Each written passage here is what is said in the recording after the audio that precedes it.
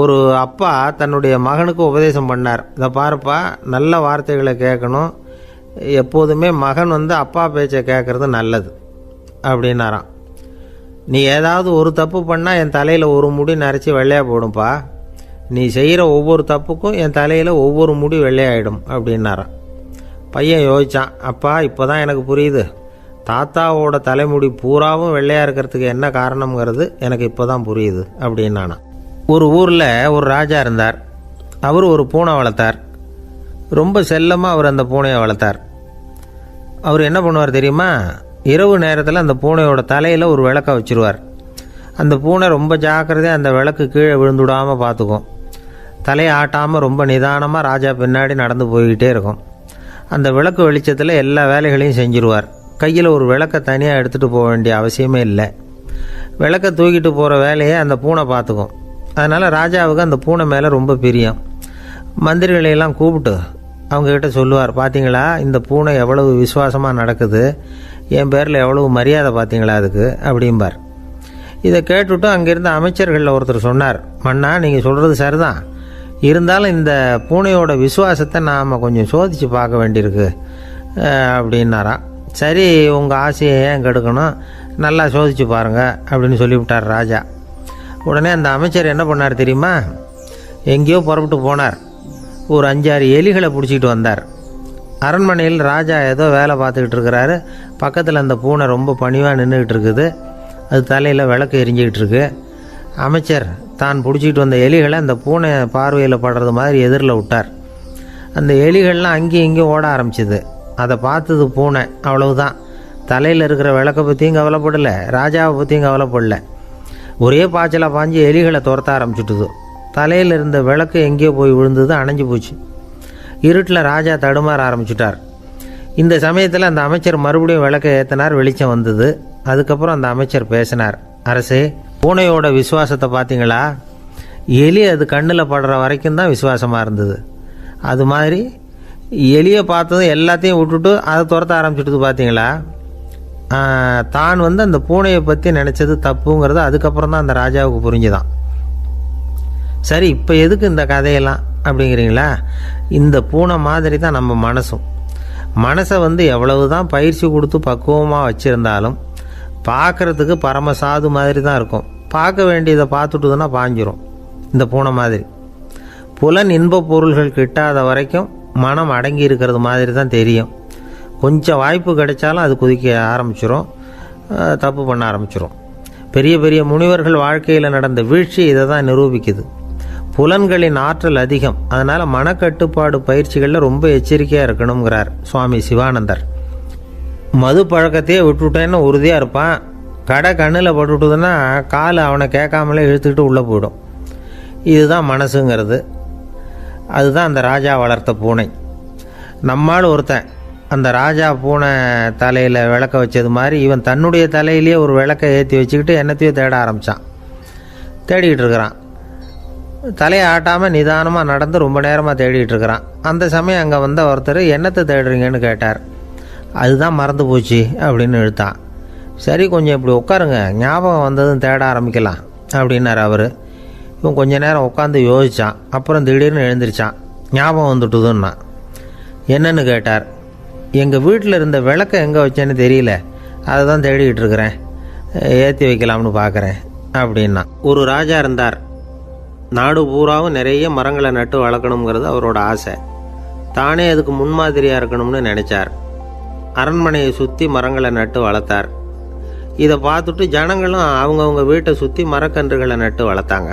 கொஞ்ச காலத்தில் ஊர் பூரா பசுமையாக மாறிச்சு. எல்லாருக்கும் சந்தோஷமாக இருந்தது. இது ஒரு பக்கம் இருக்கட்டும். இப்போ நான் சொல்ல போகிற கதை வேறு. அதாவது அந்த ராஜா ஒரு நாள் தன்னுடைய அரண்மனையை சுற்றி இருக்கிற விதவிதமான மரங்களை எல்லாம் போய் பார்த்தார். எப்படி இருக்கிறீங்க அப்படின்னு ஒவ்வொரு மரத்துக்கிட்டையும் விசாரித்தாராம். எந்த மரமும் சந்தோஷமாக இருக்கிறதா தெரியல. அதுக்கும் மனசில் ஒரு குறை. முதல்ல ஆலமரத்துக்கிட்ட போனார். அது சொல்லிச்சு, மண்ணா, நான் நல்லா பெருசாக வளர்ந்துருக்கிறேன், அடர்த்தியாக இருக்கிறேன், கிளையெல்லாம் 4 பக்கமும் நல்லா படர்ந்து தான் இருக்குது, இருந்தாலும் எந்த பிரயோஜனமும் இருக்கிறதா தெரியல எனக்கு. என்னுடைய பழம்லாம் ரொம்ப சின்னதாக இருக்குது, என் கண்ணுக்கு சரியாக புலப்பட மாட்டேங்குது. நான் இருக்கிற சைஸுக்கு என்னுடைய கிளையில் இருக்கிற பழம்லாம் எவ்வளோ பெருசாக இருக்கணும்.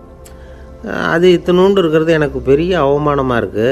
இப்படி இங்கே நின்றுக்கிட்டு இருக்கிறதே ரொம்ப கூச்சமாக இருக்குது. ஒரு நல்ல புயல் வந்ததுன்னா பேசாமல் சாஞ்சு விடலாமான்னு பார்க்குறேன் அப்படின்னு புலம்புது ஆலமரம்.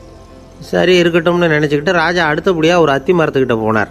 அதுவும் புலம்ப ஆரம்பிச்சுட்டுது. நான் கூட பெரிய மரம் தான், இல்லை இலையெல்லாம் அழகாக தான் இருக்குது, பழம் அழகாக இருக்குது, இருந்தாலும் உள்ள விஷயம் இல்லையே, அத்தி பழத்தை புட்டு பார்த்தா அத்தனையும் சொத்தை அப்படின்னு பழமொழியே உண்டாயிட்டுதே. இப்படி ஒரு கெட்ட பேரோடு நான் இருக்கணுமா அப்படின்னு புலம்புது அது. சரி இது இருக்கட்டும் அப்படின்னு சொல்லி அடுத்தபடியாக வேப்ப மரத்துக்கிட்ட போனார். அது தன்னுடைய வேதனையை வெளியிட்டது.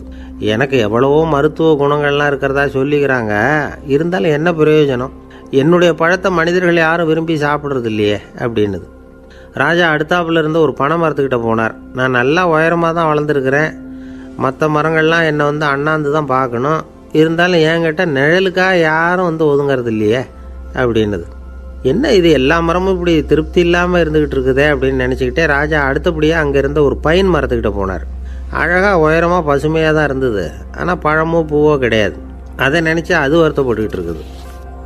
ஓக் மரம் அது ஒன்று நின்றுட்டு இருந்தது. அது என்ன சொல்லிச்சுன்னா, இலையுதிர் காலத்தில் என் மேலே இருக்கிற எல்லா இலைகளும் உதிர்ந்து போடுது, முடி கொட்டின மனிதர்கள் மாதிரி மொட்டையாக நான் நிற்க வேண்டியிருக்குது, என்ன வாழ்க்கை இது அப்படின்னு சொல்லி அழுத்துக்கிட்டது.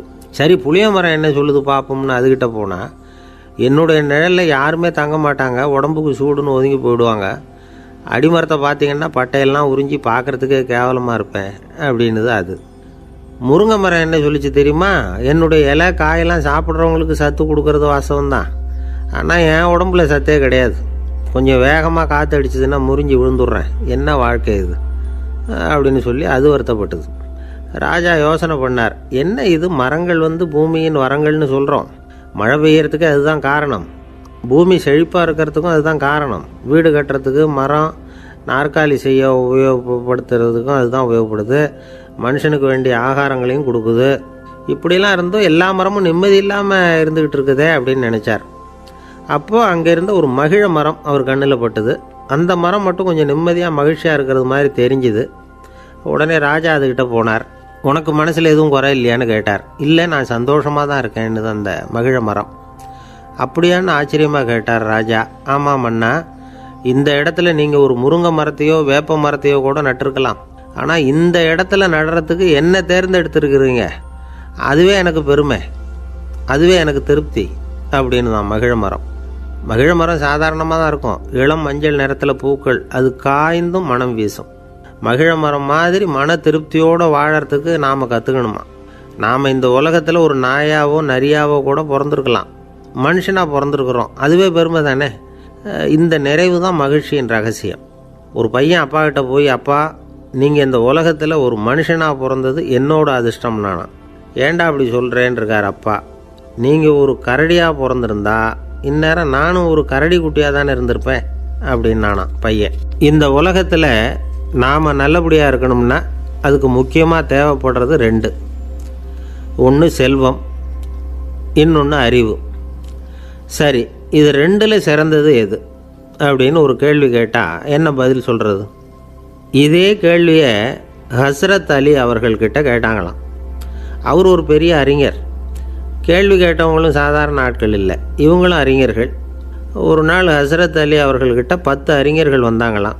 ஐயா நாங்கள் 10 பேரும் உங்ககிட்ட ஒரே கேள்வியை தான் கேட்க வந்திருக்கிறோம், ஆனால் எங்கள் 10 பேருக்கும் நீங்கள் தனித்தனியாக பதில் சொல்ல முடியுமா அப்படின்னு கேட்டிருக்காங்க. அதாவது அவங்க ஒரே கேள்விக்கு இவர்கிட்ட இருந்து 10 விதமான பதில் எதிர்பார்க்குறாங்க. சரி கேளுங்க என்ன கேள்வி அப்படின்னார் அவர்.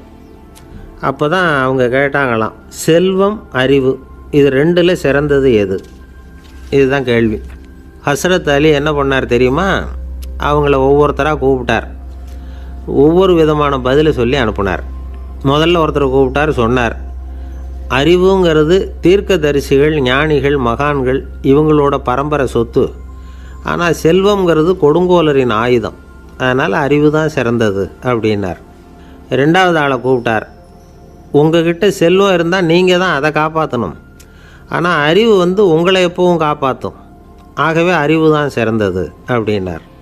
3வது ஆளை கூப்பிட்டார், செல்வந்தனுக்கு எப்போதும் விரோதிகள் அதிகம், ஆனால் அறிஞனுக்கு நண்பர்கள் அதிகம், அதனால் அறிவு தான் சிறந்ததுன்னார். அடுத்தவரை கூப்பிட்டார், செல்வம் அடுத்தவங்களுக்கு கொடுக்க கொடுக்க குறையும். ஆனால் கல்விங்கிறது அதிகரிச்சுக்கிட்டே வரும், கொடுக்கறதுனால குறையாது. அதனால் அறிவு தான் சிறந்ததுன்னார். இன்னொருத்தரை கூப்பிட்டார். அறிவுள்ளவன் எப்பவும் அதை அடுத்தவங்களுக்கு வாரி வழங்கிக்கிட்டே இருப்பான். அதனால் அவங்ககிட்ட தாராளத்தன்மை இருக்கும். ஆனால் செல்வந்தன்கிட்ட கஞ்சத்தனம் தான் இருக்கும். அதனால் அறிவு தான் சிறந்ததுன்னார். 6வது நபரை கூப்பிட்டார். செல்வத்தை கள்வர்கள் திருடிக்கிட்டு போக முடியும், ஆனால் அறிவை அப்படி திருடிக்கிட்டு போக முடியாது அப்படின்னார். 7வது நபரை கூப்பிட்டார். செல்வம் கால ஓட்டத்தில் அழிஞ்சிரும், ஆனால் அறிவை கால ஓட்டம் ஒன்றும் பண்ண முடியாது, ஆகவே அறிவே சிறந்ததுன்னார். 8வது ஆளை கூப்பிட்டு சொன்னார், செல்வத்துக்கு எப்பவும் எல்லை உண்டு, நிறை உண்டு, அளவு உண்டு, கணக்கு உண்டு. ஆனால் அறிவுக்கு அப்படிப்பட்ட எல்லை எதுவும் கிடையாது, அதனால் அதுதான் சிறந்ததுன்னார். அடுத்தவனை கூப்பிட்டார். செல்வம் உள்ளத்தில் உள்ள ஒளியை போக்கிவிடும், இருட்டை உண்டாக்கிவிடும், விரிந்த மனப்பான்மையை குறுகலாக்கிவிடும். ஆனால் அறிவு அப்படி இல்லை, இருண்ட உள்ளத்தில் ஒளியை பாய்ச்சி அதை விசாலப்படுத்துது, அதுதான் சிறந்ததுன்னார். கடைசியாக 10வது நபரை கூப்பிட்டார். செல்வம் மனசில் செருக்கை உண்டாக்குது, ஆணவத்தை ஏற்படுத்துது, அதனால் நானே கடவுள்னு நினைக்கிற அளவுக்கு மனுஷனை தாழ்த்தி விடுது. ஆனால் அறிவு பணிவையும் பண்பாட்டையும் வளர்க்குது, அதனால் அறிவு தான் சிறந்ததுன்னார்.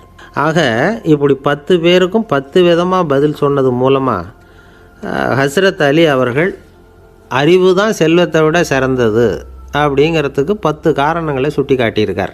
அந்த அறிஞர் 10 பேர் கேட்ட ஒரே கேள்விக்கு 10 பதில் சொன்னார். நமக்கு வேண்டிய ஒருத்தர் 10 பேர் கேட்ட கேள்விக்கு ஒரே பதில் சொல்லி சமாளித்தார். கேள்வி என்ன தெரியுமா? என்கிட்ட வாங்கின கடனை எப்போயா திருப்பி கொடுக்க போகிற? இதுதான் அந்த 10 பேரும் கேட்ட ஒரே கேள்வி. இந்த மாதம் 26ஆம் தேதி தந்துடுறேன் அப்படிங்கிற ஒரே பதில் சொல்லி அவ்வளவு பேரையும் இவர் அனுப்பி வச்சுட்டாராம். எல்லாரும் போனதுக்கப்புறம் இவரை தனியாக கூப்பிட்டு கேட்டிருக்கிறாங்க, அது என்ன சார் கணக்கு 26ஆம் தேதி, அன்னைக்கு என்ன அதிசயம் நடக்க போகுது அப்படின்னு கேட்டிருக்காங்க. அதிசயம் அன்னைக்கு இல்லை, அதுக்கு நாளே நடக்க போகுதுன்னாராம்.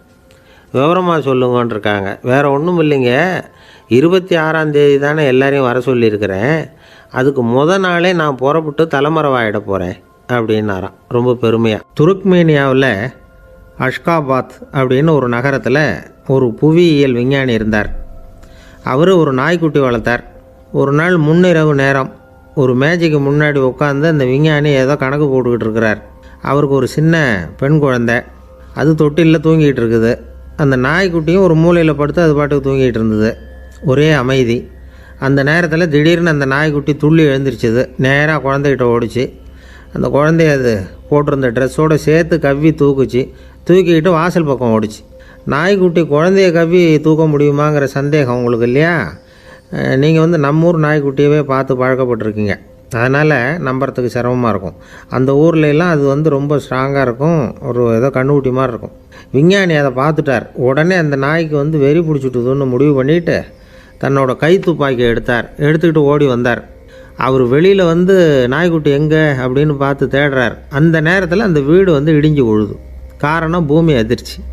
இப்படி பூமி அதிர்ச்சி உண்டாக போகுதுங்கிறது அந்த நாய்க்குட்டிக்கு முன்னாடியே தெரிஞ்சு போச்சு. அதுதான் குழந்தைய தூக்கிட்டு வெளியில் வந்திருக்குது. அது மூலமாக அந்த குடும்பத்தையே காப்பாற்றிருக்குது அந்த நாய்க்குட்டி. இந்த சம்பவம் நடக்கிறதுக்கு 3 நாளைக்கு முன்னாடியே சில பிராணிகளுக்கு இப்படி நடக்க போகுதுங்கிறது தெரிஞ்சிருக்குதான். ஆமாம், அந்த நகரத்தில் 3 நாளைக்கு முன்னாடியே பாம்பு, பல்லி இதெல்லாம் அது தங்கியிருந்த வலையை விட்டு வெளியில் ஓடி வந்துட்டுது. அதே மாதிரி அங்கே இருந்த புறாவெல்லாம் பறந்து போயிடுச்சான். இதே மாதிரி யுகோஸ்லோவியாவில் கூட ஒரு நகரம், அங்கே ஒரு நாள் ராத்திரி ஒரு மிருக காட்சி சாலையில் திடீர்னு ஒரு பெரிய கலவரம், கூச்சல், குழப்பம். அங்கே இருந்த கழுதை, புலி, யானை, பறவை எல்லாம் கண்ணாபின்னான்னு கத்த ஆரம்பிச்சுட்டுது. நேர் யானை அதுக்குன்னு போடப்பட்டிருந்த தடுப்பையே தாண்டி குதித்து வெளியில் வந்துட்டு தான். மறுநாள் தான் எல்லாருக்கும் விஷயம் புரிஞ்சுது. அடுத்த நாள் காலையில் அங்கே பூமி அதிர்ச்சி உண்டாயிட்டுது. இப்போ பாருங்கள், அதாவது மனுஷனை போய் தீர்க்க தரிசி அது இதுன்னு சொல்லிகிட்டு இருக்கிறோம். இவனை விட அது பரவாயில்லைன்னு தோணுது. அதாவது மிருகங்கள் ஒன்று நடக்க போகுதுங்கிறத முன்னாடியே புரிஞ்சுக்குதே. சரி, இதெல்லாம் எப்படி அது முன்கூட்டி புரிஞ்சுக்குது? அதுதான் படைப்பு ரகசியம். அதை கண்டுபிடிக்கிறதுக்கு தான் மனுஷன் ஆராய்ச்சி பண்ணிகிட்டு இருக்கிறான். விஞ்ஞானிகளோட ஆராய்ச்சியெல்லாம் ஒரு பக்கம் இருக்கட்டும், வீட்டுக்குள்ளேயே சில ஆராய்ச்சி பண்ணி பாருங்களேன். இப்போ சில யோசனை சொல்லி அதை சோதனை பண்ணி பாருங்க அப்படின்னு ஒருத்தர் சொன்னாராம். அதாவது இப்போ மழை வருமா வராதா அப்படின்னு தெரிஞ்சுக்கணுமா, உடனே ஒரு பூனைக்குட்டி பின்னாடியே மெதுவாக போய் அது என்ன செய்யுதுன்னு கவனித்து பார்க்கணும். பூனைக்குட்டி தன்னோட பாதத்தினால சுகத்தில் அப்படி கீறிக்கிட்டு இருக்கும். அப்படி கீறினா கண்டிப்பாக மழை வரும். சில சமயம் பூனை விட்டு அப்படியே மல்லாந்து படுத்துக்கிட்டு பாதத்தை உயர தூக்கும், அப்படியும் இப்படியும் புரளும். இப்படி செஞ்சதுன்னா அன்னைக்கும் மழை இருக்காது. அதனால் முன்னாடி இருந்தது மழை வர்றதுக்கு அறிகுறி, இது மழை இல்லைங்கிறதுக்கு அறிகுறி. பறவைகள் பிராணிகள் இதுகளோட நடவடிக்கைகளை பார்த்துட்டு அதையெல்லாம் அடிப்படையாக வச்சு தான் காலநிலையை கண்டுபிடிக்கிற கருவிகளை கண்டுபிடிச்சிருக்கிறாங்க. வாத்து இருக்குல்ல, சில சமயம் தன்னோட அழகை தன்னோட இறகுகளில் அப்படியே புதைச்சிக்கும். அப்படி செஞ்சால் குளிர்காலம் வரப்போகுதுன்னு அர்த்தம். பருவநிலை குளிராக மாறப்போகுதுங்கிறதுக்கு இதுதான் அறிகுறி. சிட்டுக்குருவி இருக்குதுல்ல, அதெல்லாம் புழுதியில் உழுந்து புரளும், சிறகுகளை படபடன்னு அடிச்சுக்கும். அப்படி செஞ்சால் மழை வரப்போகுதுன்னு அர்த்தம். ஒன்று மட்டும் நாம் நல்லா தெரிஞ்சுக்கணும், இயற்கையின் சீற்றம்னு சொல்கிறோம் இல்லையா, இயற்கை ஏன் நம்ம மேலே கோவப்படுது? இயற்கையை நாம் அனுசரித்து போகிறதில்ல, அதனால் கோவப்படுது. காடுகளை அழிக்கப்படாது, விலங்குகளை கொல்லக்கூடாது, இயற்கை ஏற்படுத்தி வச்சுருக்கிற சமநிலையை கெடுக்கக்கூடாது. அதை புரிஞ்சுக்கிட்டு வாழ்ந்தோம்னா பூமியும் நடுங்காது, நாமளும் நடுங்க வேண்டிய அவசியம் இருக்காது. ஒருத்தர் இருந்தார், சாராய கடைக்கு போனாராம், நிறைய சாப்பிட்டார். அப்புறம் சொன்னார், இது ரொம்ப அற்புதமான சரக்கு போல் இருக்குது, உள்ளே போன உடனே இந்த பூமியே நடுங்கிறது மாதிரி இருக்குது எனக்கு அப்படின்னாராம். இதுக்கு கடைக்காரர் சொல்லியிருக்கார், நீங்கள் சாப்பிட்டது வெறும் பச்சை தண்ணி தாங்க, இப்போ ஏற்பட்டிருக்கிறது நிஜம் பூமி அதிர்ச்சி அப்படின்னாராம். ஒரு ஊரில் ஒரு ராஜா இருந்தார். அந்த ராஜாவுக்கு ஒரு மந்திரி. ராஜா ரொம்ப நியாயமானவர், நேர்மையானவர், கண்டிப்பானவர். தப்பு செய்கிறது யாராக இருந்தாலும் தண்டனை கொடுப்பார். வேண்டியவங்களுக்கு ஒரு நியாயம், வேண்டாதவங்களுக்கு ஒரு நியாயங்கிறதெல்லாம் அவர்கிட்ட கிடையாது. ஒரு சமயம் அரசவையில் அந்த அமைச்சரே விதிமுறைகளுக்கு புறம்பாக ஏதோ நடந்துக்கிட்டு இருக்கார். மன்னருக்கு கோபம் வந்துட்டுது. உடனே அந்த அமைச்சரை கிட்டத்தில் கூப்பிட்டு அவர் கன்னத்தில் ஓங்கி ஒரு அறை கொடுத்துட்டாராம். உடனே அந்த அமைச்சர் என்ன பண்ணார் தெரியுமா, நேராக போனார், அங்கே நின்றுக்கிட்டு இருந்த இன்னொருத்தர் கன்னத்தில் ஓங்கி அரைஞ்சார். அறை வாங்கினவர் திகைச்சு போயிட்டார். இவர் ஏன் நம்மளை அரைகிறார் அப்படின்னு யோசனை பண்ணார். மன்னரும் திகைச்சு போயிட்டார். நாம் இவரை அரைஞ்சா அதுக்காக இவர் போய் இன்னொருத்தரை அரையணுமா அப்படின்னு யோசனை பண்ணார். இவருக்கு என்ன பைத்தியமானு கூட நினைக்க ஆரம்பிச்சுட்டார். ஆனால் என்ன ஆச்சுன்னா, அப்புறம் அமைச்சர் அவர் கவனிச்சிக்கிட்டு இருந்தாரா, அவர் இன்னொருத்தர் அரைஞ்சார் இல்லையா, அந்த அறை வாங்கின ஆசாமியை பார்த்து கத்திக்கிட்டு இருந்தார். யார்? அமைச்சர். ஏன்பா என்கிட்ட அறையை வாங்கிக்கிட்டு இப்படி விவரம் இல்லாமல் நின்றுட்டு இருக்கிறிய, நான் உனக்கு கொடுத்ததை நீ வேறு யாருக்கிட்டையாவது கொடுத்துரு அப்படின்னார். உடனே அந்த ஆள் பார்த்தான், தனக்கு அடுத்தபடியாக நின்றுக்கிட்டு இருந்தவனை ஓங்கி ஒரு அறை அரைஞ்சான். அவன் கன்னத்தை தடவிட்டே யோசனை பண்ணான். இது ஏதோ புரிஞ்சுக்கிட்ட மாதிரி அடுத்தாப்பில் நின்றுக்கிட்டு இருந்தவனை அரைஞ்சான். இப்படி இந்த அறை மாறி மாறி போய்கிட்டே இருக்குது. ஊர் பூரா பிரயாணம் பண்ண ஆரம்பிச்சுட்டுது. அன்னைக்கு ராத்திரி அந்த ராஜா படுக்கிறதுக்காக போனார். அந்த நேரம் பார்த்து அவர் கன்னத்தில் பலார்னு ஒரு அறை விழுந்தது. நம்மளே அரையிறது யார் அப்படின்னு அதிர்ச்சியோட மன்னர் திரும்பி பார்க்குறாரு. அரைஞ்சது அவரோட மனைவி. என்னாச்சு உனக்குன்னு கத்துனார் ராஜா. உங்களுக்கு தெரியாதா, ஊர் பூரா ஒருத்தர் மாற்றி ஒருத்தர் மூலமாக இந்த அறை பிரயாணம் பண்ணிட்டு வருது அப்படின்னாங்க அந்த அம்மா. அப்படின்னா ஆரம்பித்த இடத்துக்கே வந்துட்டுதா அப்படின்னாராம் மன்னர். என்ன சொல்கிறீங்கன்னு கேட்டிருக்காங்க. இவர் விவரத்தை சொன்னாராம். அப்படின்னா நீங்கள் ஆரம்பித்து வச்ச இந்த விளையாட்டை நான் முடிச்சு வச்சுட்டேன் அப்படின்னாங்களாம் அந்த அம்மா. மறுநாள் காலை மறுபடியும் அரசவை கூடிச்சு அந்த அமைச்சர் மன்னரை பார்த்து கேட்டார், என்ன மகாராஜா, என்கிட்ட கொடுத்ததை திருப்பி வாங்கிட்டீங்களா அப்படின்னாராம். இப்படி நடக்கும்னு நான் எதிர்பார்க்கவே இல்லைன்னார் மன்னர். ஆனால் நான் எதிர்பார்த்தேன், அது எங்கே போயிட போகுது, ஊர் பூரா சுற்றி கடைசியில் உங்ககிட்ட தான் சேரும் அப்படிங்கிறது எனக்கு தெரியும் அப்படின்னார் அமைச்சர். இந்த கதை வேடிக்கையாக இருந்தால் கூட இதில் உள்ள கருத்து முக்கியமானது. இந்த உலகத்தில் பல கருத்துக்கள் இப்படி தான் மாறி மாறி சுற்றி வந்துக்கிட்டே இருக்குது. நம்மளும் ஒருத்தன் தன்னுடைய நண்பன் ஒருத்தனை கடத்தெருவில் பார்த்தான். உடனே ஓடி போய் பலார்னு ஒரு அறை கொடுத்தானா. அவன் கன்னத்தை தடவிட்டு ஏன்டா என்ன அரைஞ்சேன்னு கேட்டிருக்கான். நீ ஏன்டா என்னை முட்டாள்னு என் மனைவிட்ட போய் சொன்னேன் அப்படின்ட்டுருக்கான் அவன். உன்னை ஒரு முட்டாள்னு சொன்னதுக்காகவா நீ என்ன அரைஞ்ச அப்படின்னு கேட்டிருக்கான் இவன். டேய், நான் அதுக்காக அறையலப்பா, அது ஒரு பெரிய ரகசியம் நான் முட்டாளுங்கிறது. அந்த ரகசியத்தை நீ ஏன் எங்கள் வீட்டில் போய் சொன்னேன், அதுக்காக தான் அரைஞ்சேன் அப்படின்னு நான் அவன். பக்தின்னு சொல்கிறோம் இல்லையா, அது 3 வகைப்படும் அப்படிங்கிறார் ஒரு பெரியவர். அது என்ன 3 வகைன்னா, தெய்வ பக்தி, அடியார்கள் பக்தி, குரு பக்தி. அடியார் பக்தியை விட தெய்வ பக்தியை விட குரு பக்தி தான் ரொம்பவும் சிறந்ததுங்கிறார் அவர். தெய்வத்துக்கிட்ட செஞ்ச பாவம் குருநாதர்கிட்ட தீர்ந்துருமா, குருநாதர்கிட்ட செஞ்ச பாவம் தெய்வத்துக்கிட்ட போனாலும் தீராதான். இப்படி பெரியவங்கள்லாம் சொல்லி வச்சுருக்கிறாங்க. ஒரு காடு, அங்கே அயோத தௌமியர் அப்படின்னு ஒரு தபோதனர். அவர் பல மாணவர்களை ஒன்றா சேர்த்து ஒரு குருகுலம் நடத்திக்கிட்டு இருக்கிறார். பல தரப்பட்டவங்க பல திறப்பட்டவங்க மாணவர்கள் அதில் சேர்ந்து படிச்சுக்கிட்டு இருக்கிறாங்க. பாஞ்சால ராஜகுமாரன் ஒருத்தனும் அந்த குருகுலத்தில் சேர்ந்து படிச்சுக்கிட்டு இருக்கிறான். அவன் பேர் ஆருணி. பெரிய இடத்து புள்ள, இருந்தாலும் படுப்பில் ரொம்ப கெட்டிக்காரனாக இருந்தான். அவன் தான் அங்கே முதல் மாணவன். ஒரு நாள் குருநாதர் அந்த அரசகுமாரனை கூப்பிட்டார். நம்ம குருகுலத்துக்கு சொந்தமான வயலில் தண்ணீர் பெருகி வெள்ளம் வந்து பயிரை வந்து அழிக்குதான், அதனால் நீ போய் மடையை அடைச்சிட்டு வந்துடும் அப்படின்னார். அந்த அரசகுமாரன் உடனே புறப்பட்டான். குருநாதர் சொல்லிட்டார்ல, உடனே புறப்பட்டான். நான் பெரிய இடத்து பிள்ளையாச்சே, ராஜகுமாரனாச்சே, ரொம்ப செல்வாக்கூட வளர்ந்தவனாச்சே, நான் போய் வயலில் இறங்கி வேலை செய்கிறதா அப்படின்னுலாம் அவன் நினைக்கல. குருநாதர் கட்டளையை நிறைவேற்ற வேண்டியது நம்ம கடமை அப்படின்னு நினச்சான். உடனே ஒரு மண்வெட்டியை தூக்கி தோளில் வச்சுக்கிட்டு புறப்பட்டு போயிட்டான். வயலுக்கு போனான். பார்த்தான், தண்ணி கரையை உடச்சிக்கிட்டு வயலுக்குள்ளே ஏகமாக பாஞ்சிக்கிட்டு இருக்குது. இவன் மண்வெட்டியால் களிமண்ணை புல்லோடு சேர்த்து புல் பற்ற மாதிரி வெட்டி வெட்டி போட்டான். இருந்தாலும் மடையை அடைக்க முடியல. தண்ணி அதை மீறி வந்துக்கிட்டே இருக்குது. தண்ணி வந்து வேகமாக வயலுக்குள்ளே போய்கிட்டே இருக்குது. போடுற பத்தையெல்லாம் கரைஞ்சி கரைஞ்சி போயிட்டுருக்கு. இருந்தாலும் இவன் தன்னுடைய முயற்சியை கைவிடலை. வெட்டி வெட்டி போட்டுக்கிட்டே இருக்கிறான். காலையில் அங்கே போனவன் சாயந்தரம் வரைக்கும் இப்படி செஞ்சுக்கிட்டு இருக்கிறான். உடம்பும் மனசும் ரொம்பவும் சோர்ந்து போச்சு. இருந்தாலும் குருநாதர் இட்ட கட்டளையை நிறைவேற்றாமல் இருக்கிறோமேங்கிற ஒரு குறை அவனுக்கு இருக்குது. குரு கட்டளையை நிறைவேற்றாத நான் வந்து இன்னமும் இருக்கணுமா அப்படின்னு யோசனை பண்ண ஆரம்பிச்சிட்டான். என்ன செய்யலாம்னு பார்த்தான். நம்ம குருநாதர் இட்ட பணிக்காக இந்த உடம்பையே தியாகம் பண்ணலாம் அப்படின்னு முடிவு பண்ணான். தண்ணி பாயுதில் அதுக்கு குறுக்க விழுந்து அப்படியே மடையை அடைச்சிக்கிட்டு அப்படியே படுத்துட்டான். இது மற்றவங்களுக்கு தெரியாது. அன்னைக்கு ராத்திரி ஒரு விளக்கு முன்னாடி உட்காந்து குருநாதர் பிள்ளைங்களுக்கு பாடம் சொல்லி கொடுத்துக்கிட்டு இருக்கிறார். முதல் வரிசையில் இருக்கக்கூடிய ராஜகுமாரனை காணலை. நம்ம ஆருணி எங்கே போனா அப்படின்னு சொல்லி மற்ற மாணவர்களை விசாரித்தார். இப்போ அவங்க சொன்னாங்க, சுவாமி அவன் காலையில் வயலுக்கு வந்து மடையை அடைக்கிறதுக்காக போனான், நீங்கள் தான் போக சொன்னீங்க, இன்னும் திரும்பி வரல அப்படின்னு ஒரு பையன். குருநாதர் உடனே ஒரு தீவெட்டி எடுத்துக்கிட்டு மாணவர்களை அழைச்சிக்கிட்டு வயலுக்கு போனார். அங்கே போய் பார்த்தா ஆளை காணும். ஆருணி ஆருணின்னு சொல்லி சத்தம் போட்டு கூப்பிட்டு பார்க்குறார். நான் இங்கே இருக்கேன் குருநாதா அப்படின்னு காலுக்கு அடியிலேருந்து ஒரு சத்தம் வருது.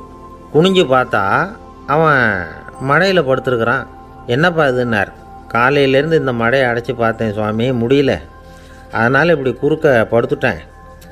என்னை தாண்டறதுக்கு பயந்து போய் தண்ணியே தேங்கி நின்றுட்டுது அப்படின்னா. அவனுடைய குரு பக்தியையும் அவனை தாண்டறதுக்கு அஞ்சு நிற்கிற தண்ணி தேக்கத்தையும் பார்த்துட்டு எல்லாரும் ரொம்ப ஆச்சரியப்பட்டு போயிட்டாங்களாம். ஆருணி எழுந்திரிச்சு வா அப்படின்னு கூப்பிட்டாரான் குருநாதர். அவன் தண்ணீரை பொழந்துக்கிட்டு எழுந்திரிச்சு வந்தானான். அதனால் அவனுக்கு வந்து உத்தாலகன் அப்படின்னு ஒரு பேர். உத்தாலகன்னா தண்ணீரை பிளந்தவன் அர்த்தம். அந்த உத்தாலகன் மாதிரி இந்த காலத்து மாணவர்களுக்கும் குரு பக்தி வேணும் அப்படின்னு சொன்னோம் ஒரு பள்ளிக்கூடத்தில். உடனே நிறைய மாணவர்கள் எழுந்திரிச்சு நின்னாங்க. சார், நீங்கள் எங்களை வந்து இன்னமும் சரியாக புரிஞ்சுக்கலன்னு நினைக்கிறோம். அன்னைக்காவது ஒருத்தன் அப்படி இருந்தான், இன்றைக்கி ஏகப்பட்ட உத்தாலகர்கள் இருக்கிறோம். எங்கள் வாத்தியார் கட்டளை இட்டால் இப்போவே அது மாதிரி வயலுக்கு போய் மடையில் குறுக்கப்படுத்துக்கிறதுக்கு இந்த வகுப்பில் உள்ள அத்தனை பேரும் தயாராக இருக்கிறோம் அப்படின்னாங்க. அப்படியா அப்படின்னு சொல்லி கேட்டோம் ரொம்ப சந்தோஷமாக. ஒருத்தன் ரொம்ப அடக்கமாக எழுந்திரிச்சான். அப்புறம் சொன்னான், ஆமாம் சார், வகுப்பில் வந்து இவர் நடத்துகிற பாடத்தை கேட்டுக்கிட்டு இருக்கிறத விட பேசாமல் போய் மடையில் படுத்துடுறது ஒன்றும் கஷ்டமான காரியமாக இருக்காது, அதனால தான் எல்லோரும் அங்கே போகிறேன்னு சொல்கிறோம் அப்படிங்கிறான். ஒரு இலக்கிய கூட்டம் ஏற்பாடு பண்ணியிருக்கிறோம், நீங்கள் அவசியம் வந்து அதில் பேசணும் அப்படின்னு கேட்டுக்கிட்டார் ஒருத்தர். வேணாங்க, 4 பேருக்கு முன்னாடி வந்து நிற்கிறதுனா எனக்கு ரொம்ப கூச்சமாக இருக்கும் அப்படின்னாரு இவர். ஏன் சார் இன்னமும் குழந்த மாதிரி கூச்சப்படுறீங்களே அப்படின்னார் அவர் ஒரு மாதிரியாக சமாளித்து அனுப்பி வச்சுட்டு அதுக்கப்புறம் அதை பற்றி இவர் யோசித்து பார்த்துருக்கார். சில நிபுணர்கள் எழுதியிருக்கிறத படித்தும் பார்த்துருக்கிறார். மனோதத்துவ நிபுணர்கள் என்ன சொல்கிறாங்க தெரியுமா? 10லேருந்து 20% குழந்தைகள் பிறக்கிறப்பவே கூச்ச சுபாவம் கொண்டதாக தான் இருக்குதான். ஒரு தாத்தா தன்னோட பேர பிள்ளைய ஆசையாக கூப்பிடுறார் விளையாட்டு காட்ட, அதை அழுதுகிட்டு ஓடி போகுது. ஒரு அம்மா தன்னோட பிள்ளைய பள்ளிக்கூடத்தில் சேர்க்கறதுக்காக கூப்பிட்டுக்கிட்டு போகிறாங்க. அந்த புள்ள அம்மாவோட முந்தானையில் ஒளிஞ்சிக்கிட்டு வெளில வரமாட்டேங்குது. இவங்களெல்லாம் எப்படி சமாளிக்கிறது? குழந்தைகளோட கூச்ச சுபாவத்தை போக்குறது எப்படி? இதுக்கு நிபுணர்கள் சில யோசனைகளை சொல்லியிருக்கிறாங்க. மற்றவங்களுக்கு முன்னாடி என் பையனுக்கு கூச்சம் ரொம்ப அதிகம் சார், மற்றவங்க பார்த்தா ரொம்ப வெக்கப்படுறான், இப்படி சொல்கிற அப்பாக்கள் உண்டு. என் பையன் புது மனுஷாலை பார்த்தா அட்டையாக ஒட்டிக்குவான் சார் அப்படின்னு சொல்கிற அப்பாக்களும் உண்டு. இப்படிலாம் குழந்தைகளுக்கு வந்து முத்திரை குத்துறது ரொம்ப தப்பான். புதுசாக யாராவது வீட்டுக்கு வந்தால் குழந்தை தானாக தன்னோட கூச்சத்தையும் பயத்தையும் போக்கிக்கிட்டு சகஜமாக மாறி வர்றதுக்கு வாய்ப்பு கொடுக்கணுமா. ஒரு கூட்டத்துக்கோ அல்லது சொந்தக்காரங்க கல்யாணத்துக்கோ குழந்தைய அழைச்சிட்டு போகிறீங்க, அங்கே போய் கட்டாயப்படுத்தி குழந்தைய மற்றவங்க கிட்ட பேச சொல்லக்கூடாது. சில சமயம் குழந்தை தானாக தன்னுடைய கூச்ச சுபாவத்தை விட்டு பேசுகிறதுக்கு முன் வந்தால் அதை பாராட்டணும். குழந்தை கலகலப்பு இல்லாமல் மௌனமாக இருந்ததுன்னா அதையும் கண்டுக்கக்கூடாது. குழந்தை பேச ஆரம்பித்தா அதை ஆர்வத்தோடு கவனிக்க தெரியணும். கலந்து உரையாடுற பழக்கத்தை வீட்லேயே ஆரம்பிக்கலாம். கேட்டதுக்கு பதில் சொல் அப்படின்னு நீங்கள் அதிகாரம் பண்ணிகிட்டு இருக்கக்கூடாது. அது வந்து குழந்தைக்கு பேசுகிற சந்தர்ப்பத்தை குறைச்சிருமா. இப்போ நாம் அதிகாரம் பண்ணால் கேலி செய்கிற பழக்கம் குழந்தைகளை வந்து ரொம்ப பாதிச்சிருமா. பெரியவங்களானதுக்கு அப்புறமும் சில பேர் கூச்சத்தோடவும் பயத்தோடவும் இருக்கிறதுக்கு இதுதான் காரணம். சின்ன வயசில் அவங்கெல்லாம் ஏதாவது கேலிக்கு ஆளாகி இருப்பாங்க. ரெண்டாவது குழந்தை மூத்த குழந்தைய வந்து கேலிக்கு ஆளாகிற சந்தர்ப்பங்களை கண்டு கேலி பண்ணினா அது இளம் நெஞ்சங்களை விட்டு நீங்கிறதே இல்லையா. எப்பவும் குழந்தையோட நடை உடை பாவனைகளை பற்றி சொல்லிக்கிட்டே இருக்கக்கூடாதான். அதுவே கூச்ச சுபாவத்தை கொண்டுட்டு வந்துடுமா. அப்பா எங்கேன்னு யாராவது கேட்டால் இது மாதிரி இன்ன காரியத்துக்காக வெளியில் போயிருக்கார், இத்தனை மணிக்கு திரும்பி வருவார் அப்படின்னு சொல்கிற அளவுக்கு குழந்தைகளை வந்து பழக்கப்படுத்தி வைக்கணும். ஃபோன்லேயே யாராவது விசாரித்தா கூட இது மாதிரி பதில் சொல்லு அப்படின்னு சொல்லணும். சின்ன சின்ன மீட்டிங்கில் 4 வார்த்தை பேச தயார் பண்ணலாம். ஒரு கடையிலையோ அல்லது ஹோட்டல்லையோ ஏதாவது விவரம் கேட்கணும்னா உங்கள் குழந்தைய தைரியமாக அனுப்புங்க. குழந்தைகள் பணிவாகவும் பொறுமையாகவும் விவரம் கேட்குறப்போ கூச்ச சுபாவம் தானாக போயிடும். சின்ன வயசுலேயே இப்படிலாம் பழக்கப்படுத்தினா தான் வருங்காலத்தில் தைரியமாக இந்த சமுதாயத்தில் வாழ முடியும். இல்லைன்னா 60 வயசுலேயும் அடுப்பங்கரையை விட்டு வெளில வர்றதுக்கு கூச்சப்பட்டுக்கிட்டு தான் இருக்க வேண்டியிருக்கும். இந்த காலத்து பிள்ளைங்க எவ்வளவோ பரவாயில்ல, எதுக்கும் தயங்குறதில்ல, கூச்சப்படுறதில்ல. ஒரு அம்மா அடுப்பங்கரையிலேருந்து சத்தம் போட்டாங்க, டேய் ராமு, தயவு பண்ணி அந்த டிவியை நிறுத்துறா, அந்த பெண்ணோட குரல் மகா மோசம், அடுப்பங்கரையில் இருக்கிற என்னாலேயே அதை சகிச்சிக்க முடியல அப்படின்னாங்களாம். உடனே பையன் கொஞ்சம் கூட தயங்காமல் பதில் சொல்கிறான், அம்மா இந்த குரல் டிவியிலேருந்து வரல, எதிர்த்த விட்டு மாமி தான் இங்கே வந்திருக்கிறாங்க, அவங்க தான் இப்போ என்னோட பேசிக்கிட்டு இருக்கிறாங்க அப்படின்னு. ஐயா, உங்கள் பேரை தொடர்ந்து தினம் கேட்டுக்கிட்டு இருக்கிறேன் அப்படின்னார் ஒருத்தர். தொடர்ந்து கேட்குறீங்களே, உங்களுக்கு காது வலிக்கலையா அப்படின்னு கேட்டோம். பேசுகிற உங்களுக்கே வாய் வலிக்கலை அப்படிங்கிறப்போ கேட்குற எங்களுக்கு எப்படி காது வலிக்கும் அப்படின்னார். நம்ம உடம்புல ஒரு அதிசயம் என்ன தெரியுமா, ரொம்ப நேரம் நாம் நடக்கிறோம்னு வச்சுக்கோங்க, கால் வலிக்கும். ரொம்ப நேரம் வேலை செஞ்சால் கை வலிக்கும், உடம்பு வலிக்கும். ரொம்ப நேரம் பார்த்துக்கிட்டே இருந்தால் கண் வலிக்கும். ரொம்ப நேரம் பேசிக்கிட்டே இருந்தால் வாய் கூட வலிக்கும். ஆனால் ரொம்ப நேரம் கேட்டுக்கிட்டே இருக்கிறதுனால காது வலிக்கிறது இல்லை. அதனால் கேட்குறதுக்கு முக்கியத்துவம் கொடுத்தாங்க நம்ம பெரியவங்க. திருவள்ளுவர் வந்து தேவையில்லாமல் வார்த்தைகளை உபயோகப்படுத்த மாட்டார். ஒரு திருக்குறள்னு எடுத்துக்கிட்டாவே அதில் மொத்தம் 7 வார்த்தைகள், அவ்வளவுதான். அப்படி 7 வார்த்தைகள் மட்டுமே உள்ள ஒரு திருக்குறளில் வள்ளுவர் ஒரே வார்த்தையை 5 தடவை உபயோகப்படுத்தியிருக்கிறார், திரும்ப திரும்ப பயன்படுத்தியிருக்கிறார். அப்படின்னா அதை எந்த அளவுக்கு வலியுறுத்தி சொல்கிறார் அப்படிங்கிறத நாம் புரிஞ்சுக்கணும். அது என்ன குறள்? செல்வத்துள் செல்வம் செவிச்செல்வம், அச்செல்வம் செல்வத்துள் எல்லாம் தலை. செவிச்செல்வம்ங்கிறது அவ்வளவு முக்கியமானது. கற்றலின் கேட்டல் நன்று. அதிகம் கேட்கணுங்கிறதுக்காக தான் எவ்வளவு கேட்டாலும் காது வலிக்கிறதில்ல. குறைச்சலாக பேசணும், அதிகமாக கேட்கணும். இன்னொரு விஷயம் கவனிங்க, நம்ம உடம்பில் கண்ணுக்கு வந்து மூடி இருக்குது, எதையாவது நாம் பார்க்க விரும்பலைன்னா உடனே கண்ணை மூடிக்கலாம். நம்ம வாய்க்கு மூடி இருக்குது, பேச விருப்பம் இல்லையா, வாயை மூடிக்கலாம். மூக்குக்கு கூட மூடிக்கிற வசதி இருக்குது, எதையாவது முகர விருப்பம் இல்லையா, மூச்சை அடக்கிக்கலாம். ஆனால் பாருங்கள், காதுக்கு வந்து மூடி கிடையாது, அதை கையால் தான் மூட முடியும்.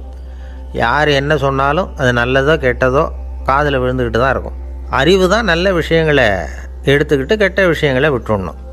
நல்ல கருத்துக்கள் நம்ம காதில் நிறைய விழுந்துக்கிட்டே இருக்கணும். அதை கேட்டு நாம் நல்லபடியாக வாழணுங்கிறது தான் படைப்பின் விருப்பம்.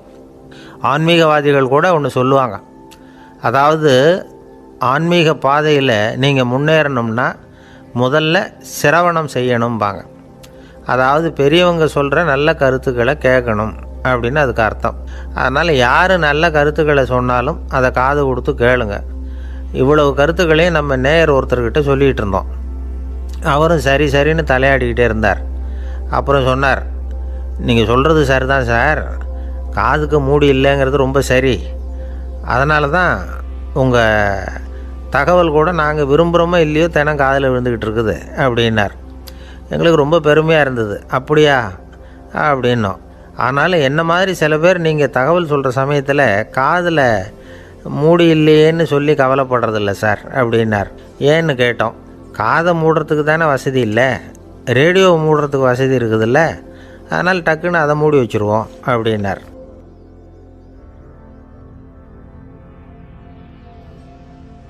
சில பேரை இப்படி சொல்கிறது உண்டு. அடுத்தவங்களை அனுசரித்து நடந்துக்க தெரியல, அவன் என்ன சார் மனுஷன் அப்படிம்பாங்க. சக மனிதர்களோடு எப்படி பழகிறது அப்படின்னு தெரியாததுனாலேயே பல பேர் இன்றைக்கி சங்கடப்பட்டுக்கிட்டு இருக்கிறாங்க. வசதி வாய்ப்பெல்லாம் சரியாக இருக்கும், ஆனால் வாழ்க்கை சரியாக இருக்காது. இன்னொருத்தர்கிட்ட எப்படி பேசுறது பழகிறதுங்கிறது தெரியாததுனால தான் இந்த அவஸ்தை. சரி, இந்த அவஸ்தை இல்லாமல் வாழறது எப்படி? இதுக்கு அனுபவசாலிகள் சில வழிமுறைகளை சொல்கிறாங்க. அதெல்லாம் என்னென்னங்கிறத இப்போ தெரிஞ்சுக்குவோம். முதல்ல நம்ம நாக்கு நம்ம கண்ட்ரோலில் இருக்கணும். வார்த்தைகளை கொட்டிவிட்டு அதுக்கப்புறம் அள்ள முடியாமல் கிடந்து கஷ்டப்படக்கூடாது. எப்படி பேசுகிறோங்கிறதும் முக்கியம், பேசுகிறப்ப எப்படி முகத்தை வச்சுருக்கிறோங்கிறதும் முக்கியம். அன்பாக பேசினாலும் நல்லாயிருக்கும். அப்படி பேசுகிறப்ப ஆதரவாக அவர் தோள் மேலே ஒரு கையை போட்டுக்கிட்டு பேசினா இன்னமும் நல்லாயிருக்கும். ரெண்டாவது விஷயம், இன்னொருத்தர்கிட்ட பேசுகிறப்போ வாக்குறுதிகளை அள்ளி வீசக்கூடாது. கொடுக்குற வாக்குறுதி குறைச்சலாக இருக்கணும். அப்படி கொடுத்த வாக்குறுதியை கண்டிப்பாக நிறைவேற்றணும். நாம் ஒருத்தரை பாராட்டுறோம் அல்லது அவரை பற்றி அபிப்பிராயம் சொல்கிறோம்னா அது ஆக்கப்பூர்வமாக இருக்கணும். நம்ம பாராட்டு அல்லது விமர்சனம் அடுத்தவருடைய முன்னேற்றத்துக்கு உதவுறது மாதிரி இருக்கணும். நாம் சொல்கிறத கேட்டுட்டு அவன் தலையில் கையை வச்சுட்டு உட்காந்துடக்கூடாது. எப்பவும் உற்சாகமாக இருக்கணும், முகம் மலர்ச்சியாக இருக்கணும். மனுஷன் இருந்தால் வருத்தம், கவலை, ஏமாற்றம் எல்லாம் இருக்க தான் செய்யும். அதெல்லாம் மனசில் இருக்கட்டும். அந்த வருத்தமும் கவலையும் ஏமாற்றமும் சேர்ந்துக்கிட்டு நம்ம முகத்தில் இருக்கிற மலர்ச்சியை மூடி மறைக்கிறதுக்கு நாம் இடம் கொடுத்துடக்கூடாது. எந்த விஷயத்தை பற்றி யாருக்கிட்ட பேசினாலும் வெளிப்படையாக பேசணும், திறந்த மனசோடு பேசணும். மூடி மறைச்சி முன்னு மூழ்கிக்கிட்டு இருக்கக்கூடாது. இன்னொருத்தர்கிட்ட பேசுகிறப்போ விவாதம் பண்ணுங்க, அது தப்பு இல்லை. ஆனால் வாதாடிக்கிட்டு இருக்கக்கூடாது. அதாவது என்ன சொல்கிறாங்கன்னா, டிஸ்கஸ் பண்ணலாம், ஆர்கியூ பண்ணக்கூடாதான். நம்மக்கிட்ட இருக்கிற நல்ல குணங்களை நாம் எடுத்து சொல்லிகிட்டு இருக்கக்கூடாது. அந்த நல்ல குணங்களே நம்மளை பற்றி எடுத்து சொல்லணும், அது மாதிரி நடந்துக்கணும். அதே மாதிரி அடுத்தவங்க கிட்ட உள்ள கெட்ட குணங்களை பற்றி அவசியம் இல்லாமல் நாம் பேச வேண்டியதில்லை. உங்களை பற்றி யாராவது தப்பாக பேசுகிறாங்களா, அப்படி அவங்க பேசுகிறதுல உண்மை இல்லையா அப்படின்னா அதை நீங்கள் பொருட்படுத்த வேண்டியதில்லை, விட்டுடலாம். அது தானாக போயிடும். ஒரு 4-5 பேரோட பேசிக்கிட்டு இருந்தீங்கன்னா எல்லாருக்கும் முக்கியத்துவம் கொடுங்க, யாரையும் அலட்சியப்படுத்தாதீங்க. தமாஷா பேசலாம், ஆனால் அவங்க தமாஷ் அடுத்தவங்களை கேலி பண்ணுறதா இருக்கக்கூடாது. நமக்கு கிடைக்க வேண்டியது கிடைக்கலையே அப்படிங்கிற தவிப்பு நம்மக்கிட்ட இருக்கக்கூடாது, அது தேவையில்லை. உங்கள் செயல்பாடுகள் தெளிவாக இருக்கட்டும், பாராட்டு தானாக அவங்கள தேடிட்டு வரும். இன்னொரு மனுஷனுடைய மனசில் கௌரவமான ஒரு இடத்த பிடிக்கணும்னா நாம் இந்த குணத்தையெல்லாம் நம்மக்கிட்ட வளர்த்துக்கணும். இதெல்லாம் அனுபவசாலிகள் சொல்லியிருக்கிற குறிப்புகள். இந்த குறிப்புகளை சரியாக புரிஞ்சுக்கணும், அது முக்கியம். தப்பாக புரிஞ்சுக்கிட்டா என்ன ஆகும் தெரியுமா? இதை கேளுங்க. ஒருத்தர் வந்தார், சார் அடுத்தவங்க தோள் மேலே கையை போட்டுக்கிட்டு அன்பாக பேசணும்னு சொன்னீங்க, அப்படி தான் பேசினேன். அவர் முதுகை கூட தட்டி கொடுத்தேன், என் வேலை போயிட்டுது சார், வீட்டுக்கு அனுப்பிச்சிட்டாங்க அப்படின்னார். யாருக்கிட்ட அப்படி பேசுனீங்கன்னு கேட்டோம். என் முதலாளிகிட்ட சார் அப்படிங்கிறார் ரொம்ப சோகமாக. இந்த உலகமே ஒரு நாடக மேடை, நாம் எல்லாரும் நடிகர்கள். இது ஞானிகள் சொல்கிறது. இது ஒரு பக்கம் இருக்கட்டும். இந்த உலகத்துக்குள்ளே எத்தனையோ நாடக மேடைகள், எத்தனையோ நடிகர்கள், எத்தனையோ நாடகங்கள், இதெல்லாம் எப்படி ஆரம்பமாச்சு? அதுதான் இன்றைக்கி தகவல். அதாவது ஆதி மனிதன் பேச ஆரம்பிக்கிறதுக்கு முன்னாடி சைகையாலேயே எல்லாத்தையும் சொல்லிகிட்டு இருந்தான். அதனால் அப்போவே நடிப்பு ஆரம்பமாயிட்டுது.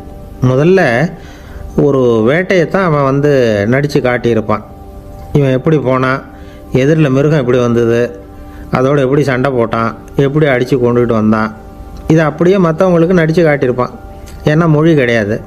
இந்த காலத்துலலாம் நாடகங்களில் நடிக்கிறவங்கள நடிகர்கள்ங்கிறோம். ஒரு காலத்தில் இவங்களுக்கு என்ன பேர் தெரியுமா? திஸ்பியர்கள் அப்படின்னு பேரான். இதுக்கு காரணம் உண்டு. அதாவது 2000 வருஷத்துக்கு முன்னாடி கிரீஸ் நாட்டில் திசிபியஸ் அப்படின்னு ஒரு ஆள் இருந்தான். அவன் ஒரு பெரிய நாடக கலைஞன். அவன் சில இளைஞர்களை சேர்த்துக்கிட்டான், பயிற்சி கொடுத்தான், நாடக குழுவை உருவாக்கினான். நடிகர்களையும் நாடகத்துக்கு தேவையான பொருள்களையும் ஏற்றிக்கிட்டு போகிறதுக்கு ஒரு வண்டியையும் தயார் பண்ணான். அந்த வண்டியிலேயே அவன் கிரேக்க நாடு பூராவும் சுற்றினான்.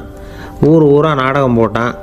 ஒரு ஊருக்கு போனதும் அங்கே நாடகம் நடத்த தியேட்டர் இருக்கா அப்படிங்கன்னெல்லாம் பார்க்குறது இல்லை அவன். ஏன்னா அப்போலாம் தியேட்டர்னா என்னென்னு தெரியாது.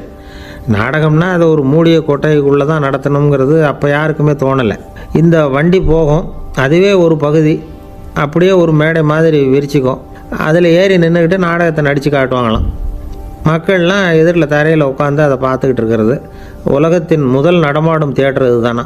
இந்த திசிபிஎஸ் தான் முதலாக உலகத்தில் நாடகங்கிற பொழுதுபோக்கை நடத்தி காட்டினவன் அப்படின்னு சொல்கிறாங்க. அவன் சொந்தமாக நாடகம் எழுதுனா, நடித்தான், நாடகத்தை இயக்கினான். அதனால தான் அவனை first man of the theatre அப்படின்னு சொல்லுவாங்க. அவன் தான் நாடக மேடையின் முன்னோடி. கிரேக்கர் காலத்திலேயே நாடக ஆசிரியர்கள், நடிகர்கள், ரசிகர்கள் இவங்கள்லாம் உருவாயிட்டாங்களாம்.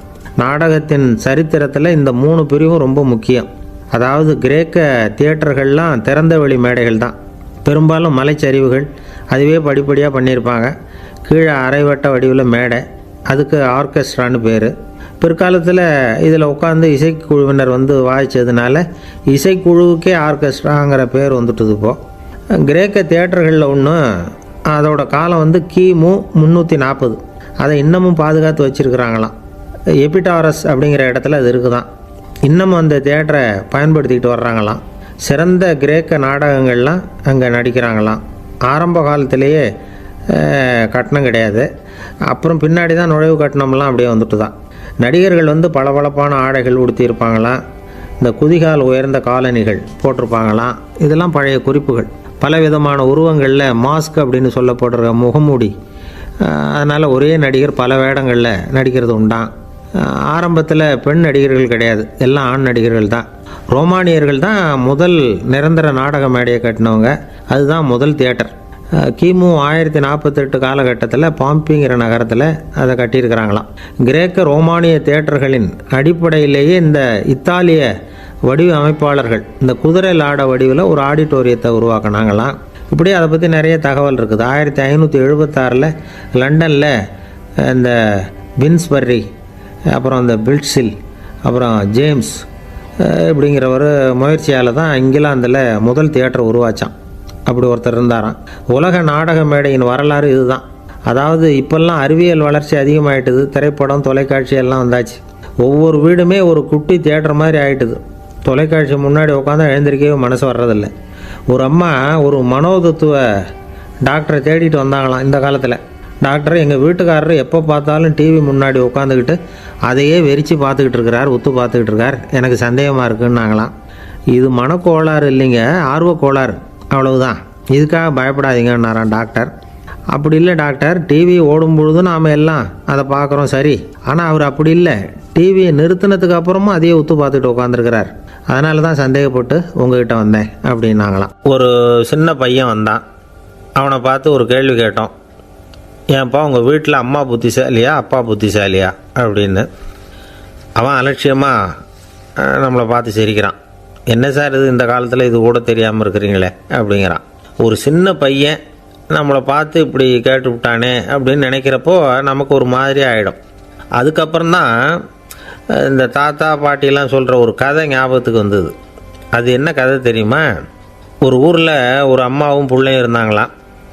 அந்த மகனுக்கு திடீர்னு தேசாந்திரம் போய் வரணும்னு ஆசை வந்துட்டுது. ஊராக போய் சுற்றி பார்க்கணுங்கிற ஆசை. அந்த அம்மாவுக்கு இது பிடிக்கல. மகனை பிரிஞ்சு இருக்கிறதுக்கு அவங்க மனசு இடம் கொடுக்கல. வேணாப்பான்னு சொல்லி பார்த்தாங்க, அவன் கேட்கல. திடீர்னு புறப்படவும் செஞ்சுட்டான். சரி, இனிமேல் அவனை தடுக்க முடியாதுன்னு முடிவு பண்ணிக்கிட்டாங்க அந்த அம்மா. இருந்தாலும் புத்திசாலித்தனமாக ஒரு யோசனை பண்ணாங்க. மகனை கிட்டத்தில் கூப்பிட்டாங்க. அவங்ககிட்ட சொன்னாங்க, இதை பாருப்பா, நீ தேசாந்திரம் போகிறதுன்னு தீர்மானம் பண்ணிவிட்ட, அதை நான் தடுக்கலை, போயிட்டு வந்துடும். ஆனால் போகிறதுக்கு முன்னாடி எனக்கு ஒரு வாக்குறுதி கொடுத்துட்டு போ அப்படின்னாங்க. போகிறப்போ ராத்திரியாக இருந்தாலும் பகலாக இருந்தாலும் சரி, புளிய மரத்து நிழலில் தான் தங்கணும். திரும்பி வர்றப்போ இரவும் பகலும் நீ வேப்ப மரத்து நிழல்லே தங்கணும் அப்படின்னாங்க. சரி, அப்படியே செய்கிறேன்னு சொல்லி வாக்குறுதி கொடுத்தான் பையன். புறப்பட்டு போனான். போகிற வழியில் புளிய மரத்து நிழல்லே தங்கினான், தூங்கினான். அப்படி போய்கிட்டே இருந்தான். 7ஆவது நாள் அவன் உடம்பு சுகமில்லாமல் போயிட்டுது. ரொம்பவும் பலவீனமாயிட்டான். இனிமேல் நடக்க முடியாதுங்கிற நிலைமை வந்துட்டுது. யோசித்து பார்த்தான். சரி, இதுக்கு மேலே போக வேண்டாம் அப்படின்னு முடிவு பண்ணிவிட்டு திரும்பி வர ஆரம்பிச்சிட்டான். திரும்பி வர்றப்போ வழியில் வேப்ப மரத்து நிழல்லையே தங்கி வந்தான். நாளுக்கு நாள் உடம்பு சரியாக வந்துட்டுது. 7வது நாள் வீட்டுக்கு வந்து சேர்றான். உடம்பு பழையபடியே கலகலப்பாயிட்டுது. பூரண சுகம். தேசாந்திரம் போன பையன் திரும்பி வந்துட்டானே அப்படின்னு அந்த அம்மா ஆச்சரியப்படலை. ஏன்னா அவங்களுக்கு தெரியும் இப்படி ஆகும்னு. பையன் சீக்கிரமாக திரும்பி வரணுங்கிறதுக்காக தான் அவங்க அந்த யோசனையை சொன்னாங்க. என்ன விஷயங்கிறதையும் அவங்களே சொன்னாங்க. மகனே, புளிய மரத்து நிழல் உடம்புக்கு உஷ்ணத்தை கொடுக்கும், சீக்கம் உண்டாக்கும். அதனால் நீ தொடர்ந்து புளிய மரத்து நிழலில் தங்கினாவே நோய்க்கு ஆளாயிட்டதுனால நல்ல பயணத்தை முடிச்சுக்கிட்டு திரும்பி வரணுங்கிற முடிவுக்கு வந்துட்ட. திரும்பி வர்றப்போ நீ தங்கினது வேப்ப மரத்து நிழல். அது உடம்புக்கு குளிர்ச்சியை தரக்கூடியது, நோயை தீர்க்கக்கூடியது. அதனால் சுகமாக வீட்டுக்கு சேர்ந்துட்ட. உன்னோட தேசாந்திர பயணத்தை தடுக்கிறதுக்காக தான் இப்படி பண்ணினேன் அப்படின்னாங்களாம் அந்த அம்மா. பார்த்தீங்களா அம்மாவோட புத்திசாலித்தனத்தை? அப்பாவாக இருந்தால் இப்படியா பண்ணுவார்? ஒரு அப்பா பையன்கிட்ட 10 ரூபா கொடுத்து இதை எடுத்துக்கிட்டு அடுத்த ஊருக்கு போய் அங்கே இருக்கிற மாமா கிட்ட இதை கொடுத்துட்டு வாடா, வழியில் எங்கேயாவது மரத்தடியில் படுத்து தூங்கிவிடாதே அப்படின்னு எச்சரிக்கை பண்ணி அனுப்புனாராம். பையனுக்கு எச்சரிக்கையாக வாழறது எப்படிங்கிறத கற்றுக் கொடுக்கறதுக்காக இப்படி பண்ணார். அவன் பணத்தை வாங்கிட்டு போனான். அப்பா சொன்னதை மறந்துட்டு ஒரு மரத்தடியில் படுத்து தூங்கிட்டான். அவனுக்கு தெரியாமல் அவன் பின்னாடியே போன அப்பா அவன் கையில் இருந்த அந்த 10 ரூபாயை நைஸாக எடுத்துகிட்டு வந்துட்டார். அவன் பையில் தானே வச்சுருந்தான், அது தெரியாமல் எடுத்துகிட்டு வந்துட்டார். அவன் தூங்கிக்கிட்டு இருக்கான். எடுத்துகிட்டு ஒரு மறுபடியும் வீட்டுக்கு வந்துட்டார். பையன் மூழ்கிக்கிட்டு பையை தடவி பார்க்குறான், பணத்தை காணும். அழுதுகிட்டே திரும்பி வந்தான். அப்பா கிட்ட விஷயத்த சொன்னான். அப்பா சிரிச்சுக்கிட்டே சொன்னார், அதுக்கு தான்ப்பா ஆரம்பத்திலேயே எச்சரிக்கை பண்ணினேன், இனிமேலாவது நீ ஜாக்கிரதையாக இருக்கணும் அப்படிங்கிறதுக்காக தான் இப்படி பண்ணினேன். அந்த பணம் எங்கேயும் போயிடலை, நான் தான் அதை உனக்கு தெரியாமல் எடுத்து வச்சிருக்கிறேன். இதோ பாரு அப்படின்னு சொல்லிக்கிட்டு சைடு பாக்கெட்டில் கையை விட்டா அது ஓட்டையாக இருக்குது. அதை எவனோ ஏற்கனவே கத்திரிச்சு எடுத்துகிட்டு போட்டான். இப்போ அப்பா முகத்தில் அசடு வழிஞ்சுதான். ஒரு அரசனும் அமைச்சரும் ஒரு நாள் ரொம்ப சாவகாசமாக பேசிக்கிட்டு இருந்தாங்களாம். அரசன் அமைச்சரை பார்த்து ஒரு கேள்வி கேட்டிருக்கார். ஏங்க அமைச்சரே, ஆசை இல்லாத ஒரு மனுஷனால் இருக்க முடியுமா அப்படின்னு. ஏன் முடியாது, துறவி அப்படிங்கிறவங்கெல்லாம் அப்படிப்பட்டவங்க தானே அப்படின்னாராம் அமைச்சர். அவங்கெல்லாம் உண்மையிலேயே ஆசையை விட்டவங்க தானா அப்படின்னு கேட்டாராம் ராஜா. அப்படி தான் இருக்கணும் அப்படின்னாராம் அமைச்சர். அப்படின்னா ஆசையே இல்லாத ஒரு உண்மையான துறவியை நான் பார்க்கணுமேன்னார். அது என்ன பிரமாதம், அதுக்கு நான் ஏற்பாடு பண்ணுறேன் அப்படின்னு விட்டார் இவர். சொல்லிவிட்டு உடனே புறப்பட்டு போனார். அங்கங்கே தேடினார். அப்புறம் தான் அவருக்கு புரிஞ்சுது உண்மை துறவியை கண்டுபிடிக்கிறது எவ்வளவு கஷ்டமான காரியம்னு. இருந்தாலும் ராஜா கிட்ட சொல்லியாச்சே உண்மை துறவியை காட்டுறேன்னு. இப்போ என்ன பண்ணுறது? ராஜா கிட்ட சொன்னபடி நடக்கலைன்னா அவருக்கு கோபம் வந்துடும். அமைச்சர் ஒரு யோசனை பண்ணார். அவருக்கு ஒரு வழி தெரிஞ்சுது. அதுதான் சரின்னு முடிவு பண்ணார். அதாவது அந்த ஊரில் அவருக்கு தெரிஞ்ச நாடக நடிகர் ஒருத்தர் இருக்கிறார், நல்லா நடிப்பார். அவரை போய் பார்த்தார். இதை பாருப்பா, எனக்காக நீ ஒரு காரியம் செய்யணும்னார். என்னன்னு கேட்டார் அவர். நீ ஒரு துறவி மாதிரி கொஞ்ச நேரத்துக்கு நடிக்கணும். ராஜா உன்னை பார்த்துட்டு போகிற வரைக்கும் நடி, அது போதும். அதுக்காக உனக்கு 10,000 ரூபா தரேன் அப்படின்னார். அவர் எந்த காலத்தில் இவ்வளவு பணத்தை மொத்தமாக பார்த்துருக்கார். அதனால் உடனே சரின்னு ஒத்துக்கிட்டார். அமைச்சர் அரண்மனைக்கு திரும்பி வந்தார். என்ன அமைச்சரே, இன்னுமா ஒரு உண்மையான துறவி கிடைக்கலன்னார். உண்மையான துறவி ஒருத்தரை இப்போ தான் கொஞ்ச நேரத்துக்கு முன்னாடி பார்த்து பேசிவிட்டு வர்றேன். அவர் நம்ம ஊருக்கு வெளியில் குளத்தங்கரையில் உள்ள ஒரு ஆலமரத்துக்கு அடியில் உட்காந்துருக்கிறார் அப்படின்னார் இவர். அப்படின்னா உடனே புறப்படுங்க அப்படின்னார் ராஜா. பரிவாரங்களோடு புறப்பட்டார். அங்கே அந்த மரத்தடியில் அந்த ஆள் வேஷம் போட்டுக்கிட்டு துறவி மாதிரி உட்காந்துருக்கிறான். ராஜா நேராக போனார். அந்த துறவி காலில் பொத்துன்னு விழுந்து வணங்கினார். உடனே ராணி அவர் காலில் விழுந்தாங்க. அடுத்தபடியாக அமைச்சர் விழுந்தார். அவருக்கு தெரியும் இது நம்ம ஆள் தான்னு. இருந்தாலும் என்ன பண்ணுறது, நேரம். அப்புறம் பரிவாரங்கள்லாம் துறவி காலில் விழுந்து ஆசீர்வாதம் வாங்கிட்டாங்க. ராஜா அப்புறமா தங்கத்தட்டில் பொண்ணையும் பொருளையும் வச்சு அந்த துறவிக்கிட்ட ரொம்ப பணிவாக நீட்டுறார். தாங்கள் தயவு பண்ணி இதை ஏற்றுக்கணும் அப்படின்னு வேண்டிக்கிட்டார். அந்த துறவி பற்றில்லாமல் அதை பார்த்தார். எல்லாத்தையும் திறந்துவிட்ட எனக்கு இதெல்லாம் எதுக்காக அப்படின்னு சொல்லி அதை மறுத்துட்டாராம். ஆஹா, உண்மையான துறவியை பார்த்துட்டோம் அப்படிங்கிற ஆனந்தம் அரசருக்கு. ரொம்ப நிம்மதியாக திருப்தியாக திரும்பி வந்தார் அரண்மனைக்கு. அதுக்கப்புறம் அமைச்சர் யாருக்கும் தெரியாமல் அந்த துறவிகிட்ட ஓடினார். சொன்ன பிரகாரம் பணத்தை நீட்டினார். இந்தாப்பா, நான் உங்ககிட்ட சொன்னபடி 10,000 ரூபா பணம் எடுத்துக்கோ அப்படின்னார். அந்த ஆள் ராஜா கிட்ட சொன்னது மாதிரியே எல்லாத்தையும் திறந்துவிட்ட எனக்கு இதெல்லாம் எதுக்காக வேணாம் அப்படின்னு விட்டாரான். நடித்த வரைக்கும் போதும்ப்பா, இனிமேல் இந்த நாடக வசனம்லாம் வேணாம், வேஷத்தை கலைச்சிரு, பணத்தை வாங்கிக்கோன்னார். இல்லைங்க, இது வேஷம் இல்லை, இது வசனமும் இல்லை, இது உண்மை. கொஞ்ச நேரம் துறவி மாதிரி நடித்ததுக்கே இந்த தேசத்து ராஜா ராணி அமைச்சர் பரிவாரங்கள் எல்லாம் என் காலில் விழுந்து வணங்குறாங்க. அப்படின்னா உண்மையான துறவியாக இருக்கிறது எவ்வளவு பெருமையான விஷயம். நான் உண்மையான துறவியாக ஆக போகிறேன், அப்படி முடிவும் பண்ணிட்டேன் அப்படின்னார் அந்த நடிகர். வேஷம் கூட எப்படிப்பட்ட விளைவுகளை உண்டு பண்ணுது பார்த்தீங்களா. நம்மால் ஒருத்தன் ரொம்ப வசதியாக தான் இருந்தான். ஒரு நாள் அவன் சொத்து பூரா திருட்டு போட்டுது. அதுக்கப்புறம் இவன் துறவி மாதிரி ஆகிட்டான். ஊர் ஊராக சுற்றினான். ஒரு குருநாதரை தேடி கண்டுபிடிச்சான். அவர்கிட்ட சீடனாக சேர்ந்துக்கிட்டான். அவனை பார்த்து ஒருத்தர் கேட்டார், நீ உண்மையான சீடன் தானான்னு. இல்லைங்க, சீடன் மாதிரி நடிச்சுக்கிட்டு இருக்கிறேன் அப்படின்னா. அது குரு துரோகம் இல்லையா அப்படின்னு கேட்டார் அவர். இல்லைங்க, நான் பண்ணது குரு துரோகம் இல்லை, என் குரு பண்ணது தான் துரோகம். என்னுடைய பணத்தை கொள்ளையடித்தது இவர் தான். அதை எங்கே வச்சுருக்காருன்னு கண்டுபிடிக்கிறதுக்காக தான் இவர்கிட்ட வந்து சீடனாக சேர்ந்துருக்கிறேன் அப்படின்னா. ஒரு ஆள் இருந்தான், நிறைய பணம் சம்பாதிச்சான். ஆனால் செலவு பண்ண மனசு வரல, கருமி. அவன் என்ன பண்ணான், சேர்த்த பணம் பூராவையும் ஒரு மரத்தடியில் புதைச்சி வச்சுருந்தான். வாரத்துக்கு ஒரு தடவை அந்த மரத்தடிக்கு வருவான். புதைச்ச இடத்த ஆவலோடு பார்த்துக்கிட்டு இருப்பான். அதுக்கப்புறம் போயிடுவான். அவ்வளவுதான். ஒரு நாள் ஒரு திருடன் வந்தான். இவன் புதைச்சி வச்சுருந்ததெல்லாம் எடுத்துகிட்டு போட்டான். இது தெரிஞ்சு போச்சு. அந்த கருமி புலம்ப ஆரம்பிச்சிட்டான். இவன் புலம்பலை கேட்டதும் அக்கம் பக்கத்தில் இருந்தவங்கெல்லாம் ஓடி வந்தாங்க. என்ன விஷயம்னு விசாரித்தாங்க. இவன் சொன்னான். ஒரு பெரியவர் கேட்டார், ஏப்பா, வாரம் வந்து இந்த இடத்த பார்க்குறதாக சொன்னியே, எப்போவாவது இதில் இருக்கிற பணத்தை எடுத்து செலவு பண்ணியிருக்கியா அப்படின்னு கேட்டார். நான் அப்பப்போ வந்து அதை பார்க்குறது தான் வழக்கம், அதை தொட்டதே இல்லைன்னு அவன். சரி, அப்படின்னா இப்போவும் நீ அதே மாதிரி வாரம் ஒரு தடவை வந்து இந்த இடத்த பார்த்துட்டு போகலாமே அப்படின்னாராம் அந்த பெரியவர். அதுவும் சரிதானே, எவ்வளவு காலமானாலும் அவன் அந்த பணத்தை எடுத்து செலவு பண்ண போகிறதில்ல. அப்படி இருக்கிறப்ப உள்ளே பணம் இருந்தாலும் ஒன்று தான், இல்லாமல் போனாலும் ஒன்று தான்.